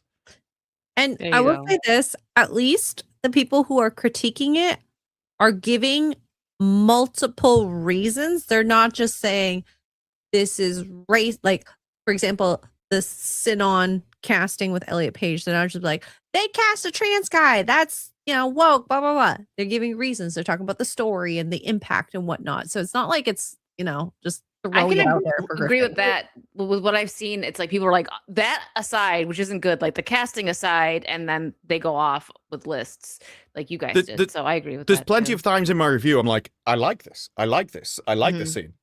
What I really despise about the movie and what makes it drag down, because I actually agree with Mike that overall I'd probably give it a 6, but the themes drag it down for me in score. So that it's the themes that really make me not like this movie. It is Zeus's law, which is the main throughput of the entire movie that makes me not like it. Understandable. Dan, thank you for the 2. Is that Pages? Paju? Pago review on Symbolic Word channel is good. We'll have to check it out. I've seen his tweets, and he's on about like the movie itself as a Trojan horse or something. I didn't really get it from his tweets. Maybe I need to watch his full review. I don't know. Albert, thank you for the 10 Canadian. Hey, Extra Girl, have you heard about the stuff between Kelly from Relentless Diaries versus Patricia Joggernoth? Kelly basically said Patricia wasn't black enough to work at Flow FM. Seriously? She's going to look into it Oh my now. God. Black enough to work at a radio station? That sounds wild. Wild. Okay. Monty, I mean, Amanda Stenberg has stepped down for that reason before for other roles. FYI for the collectors, the modern disk format is encoded with a data recovery algorithm that can recover lost data from scratches and material degradation. They last absurdly long. I didn't know that, but I didn't either. Yeah. I knew that bit rot was a thing in even digital storage. So it, like when people like the glue rots your discs, it made sense. Yeah. Ian, thank you for the 50 pounds. The stuff that interests men does not interest women. The stuff that interests women makes men go. His bell end knocked the pole off. Ellen. Oh my gosh. Albert, thank you for another Canadian 10. You can restrain and strip Thor without consent, and that's supposed to be funny. Actually, it's an assault, but if a female character chooses to take their clothes off in a scene, that's exploitation. Technically, didn't a man strip Thor? So that well, yeah, but is that any better? I don't know. It is still going that actually this can be played off as a joke. Whereas if a woman consensually wears shorts on a sports stadium, suddenly that's horrific, even though she's doing it herself. No one makes her. Jason, thank you for the Australian too. Really enjoyed K-horror zombie film Colony 2026. I have not seen it. Check it out at some point. Yeah. Farafima for 5. I avoided reading the Odyssey in high school. Why do they think kids will want to see this? How do they think this will be huge? Well, I mean, they are making money, I think. Lasted thousands of years or however long. I think if they did it right, it would be a movie that would be talked about years and years, decades later. So they have Nolan, which doesn't mean anything to me, but apparently means a lot to other people. Yeah. The Odyssey in the West, so I'm not sure, various different countries around the world, but from Western culture, like European going into America, the Odyssey is known everywhere. Like ancient Greece has huge, like even the word, I know we banned orchestras, but even the word orchestra comes from ancient Greece. Like their culture as a whole was the foundation of ours. And so the Odyssey is a foundational story, which then created all of the stories. The Lord of the Rings wouldn't have happened without the Odyssey. Also, do you know when you go to school and you read the play or whatever, and then you watch the movie sometimes, So there's some awesome school lessons that include that. Can you imagine? Yeah. That could have been in the curriculum. Who knows? MJ, thank you for the 10. The more I think about Nolan's fanfic of Homer's epic, the worse it gets. The changes were off-putting. What remained from the original were underwhelming and or made no sense due to the changes. Pain. Mm-hmm. And then this is a movie where I think the more you think about it, the worse it gets. There's a lot that doesn't make sense and it undercuts each other. So it's all based around Zeus's law, but so many of the people he meets break Zeus's law, and then Odysseus gets blamed for it, and it's supposed to be because he broke it first. It's like, what are you saying? That there's like some overarching mythical tree that the moment he breaks one of the strings, everyone else is affected by it. But there's also no gods in the entire movie, so he's responsible for the entire world in the oncoming apocalypse. Really? Is that what you were going with? Shane, thank you for the 10 shoulders. Yes, but not this bruise. The next time we're all together and we're live, I'm gonna X-ray will make it happen. Yeah, someone is gonna drag down my shoulder at some point, apparently. Hopefully he's not also being assaulted by the sun at the same time. Like it's gonna be a Trojan horse. Kyle, thank you for the 199. The Odyssey is about the sin of hubris. Yeah, because it all starts with him bragging to the Cyclops. But not in this. In this, he's just an idiot. And that's what starts it all. Dang. Ian, thank you for the 50 pounds. Imagine if problematic. Odysseus was played by Zach Galifianakis. Quality banter. My gosh. Oh, God. Hearing what I'm hearing about this, maybe it would have made it a bit more entertaining. I don't you. know. Why would you even mention that? Why would you do that? Mechanism Studio for 5. Today at Southeast Game Exchange, I got to meet Kara, Lynn, Mo Zamboni, Sevi, Leon, Drinker, and Kata. Fake Wizard poofed himself away. Fun day altogether. Nice. Awesome. I'm jelly. Me too. I've seen lots of pictures of Drinker there. I didn't know everyone else was there, though. Yeah, there's How Valiant and the Force of Light. So, Alaska Mac, thank you for the 2. I agree with Wicked, as you should. Very based. Albert, thank you for the 5. Gina Carano should have played Athena. She looks like a warrior because she is, and she's Italian, which gives her a Mediterranean look. Yeah. I know. Athena doesn't exist. Like, it's that simple. Yeah, it's kind of the gods in this don't exist. I feel like if it was just Zendaya, we would have been so fixated on Zendaya's character. It's like a nothing burger in comparison to the other castings. Doom Guy, thanks for the 2. Yeah. I feel like also this casting, they were like, let's get like a bunch of like high ranking celebrities and just plop them in. That's what it feels like. It's almost insulting to Zendaya. She does nothing in the entire movie. She just kind of turns up and goes, at him for a bit. That is the plot of the movie. Yeah. Doom Guy, thanks for the 2. Wicked V should have been cast as Helen, just saying. Well, thank you. Very, very nice of you to say. Heath, thanks for the 499. X-Ray is hilarious and doesn't get to say enough on F&T. I'm not even flirting yet. Okay. I've heard that 9 before. words. Like, How many do you think she needs? I'm being paid to just sit there and exist. It's great. Heath, thank you for the 499. If you want to see a modern take on the Odyssey, Oh Brother, We're Out Thou is amazing. John Goodman as a door-to-door Bible salesman / Cyclops, perfect. I've heard. I never seen that one, but I do remember hearing about it. That was from like the 90s, early 2000s, maybe. So last week someone mentioned The Return, and I watched that, and that was actually really helpful, the review and stuff, because some of it's boring. Other parts, it's just better than the movie. I also want to watch the TV series from the 90s, like a 2-part mini series. Oh, the Odyssey, yeah. Shane, thank you for another 5. X-Ray Girl, Grace sitting on a fancy chair, nods. Her throne. It is a throne. I love this chair. I want a chair like this in my house. I like it. Ian, thank you for another 50 pounds. You either sponsored that chat or you didn't. That's literally all that it is. You either went in knowing you were watching Bullocks or you stayed at home. I won't have this. It's meh, jerp. The movie is meh.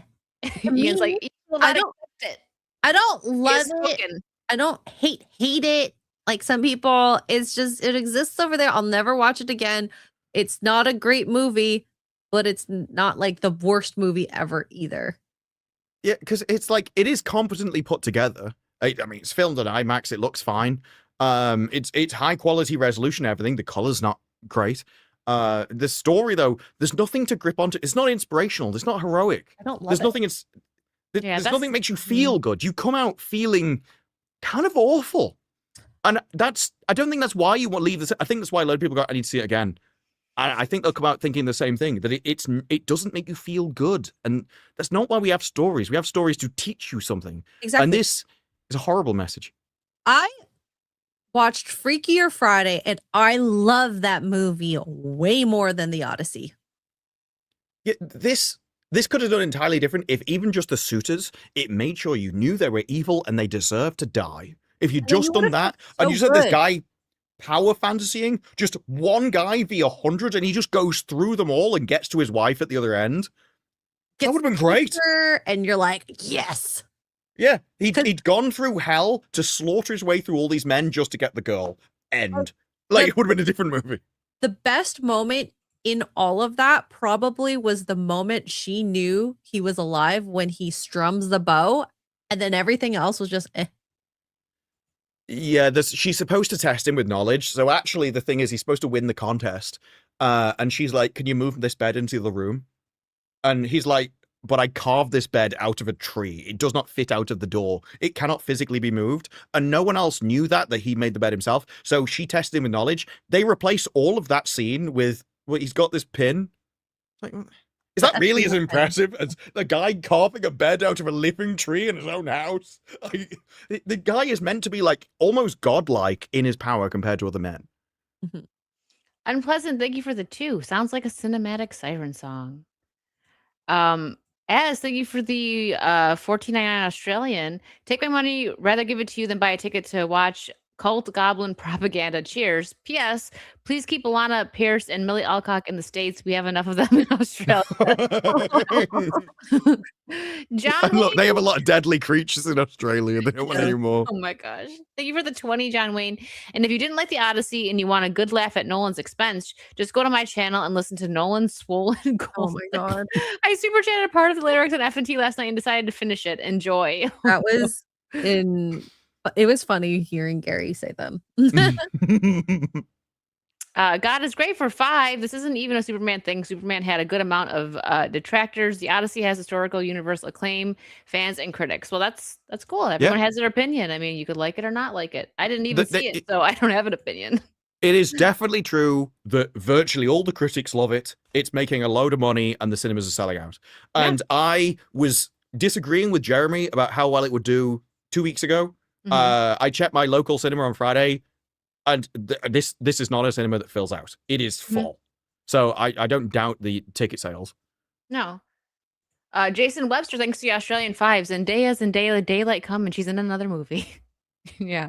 In 2 weeks, we've got Zendaya, Tom Holland, and Berthel in the same movie again. Grabthar, thank you for the 5. My random car buying adventures are better than the Odyssey. Oh, that's fun. Wow. Albert, thank you for the 10 Canadian. It doesn't matter who stripped Thor shoe. The point is it without his consent, where if a female character chooses to get naked in a scene, it's bad. Well, that's how Hollywood views it. I get that.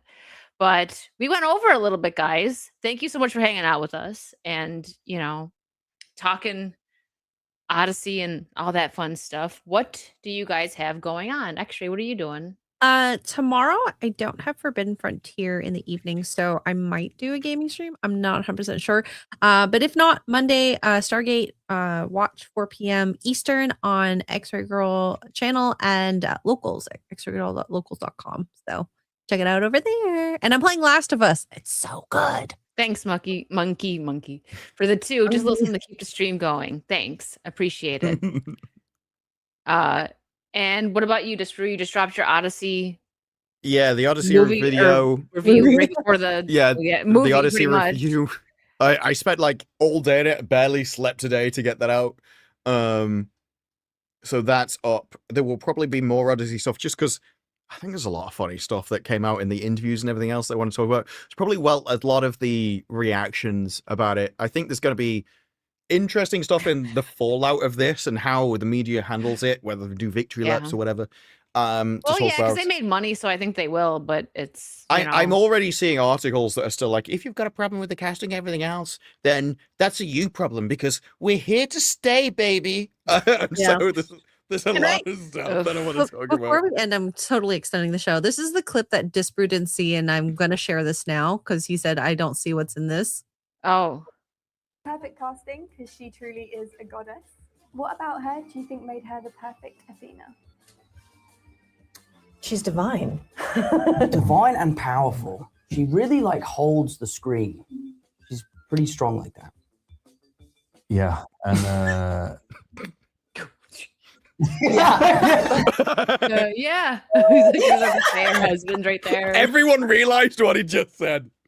She's got a great grip. Yeah, I wanted to get Disper's reaction. It was great. It was perfect. No, it was because at first it's like, and it was the pause. Everyone, did you really say that about your wife?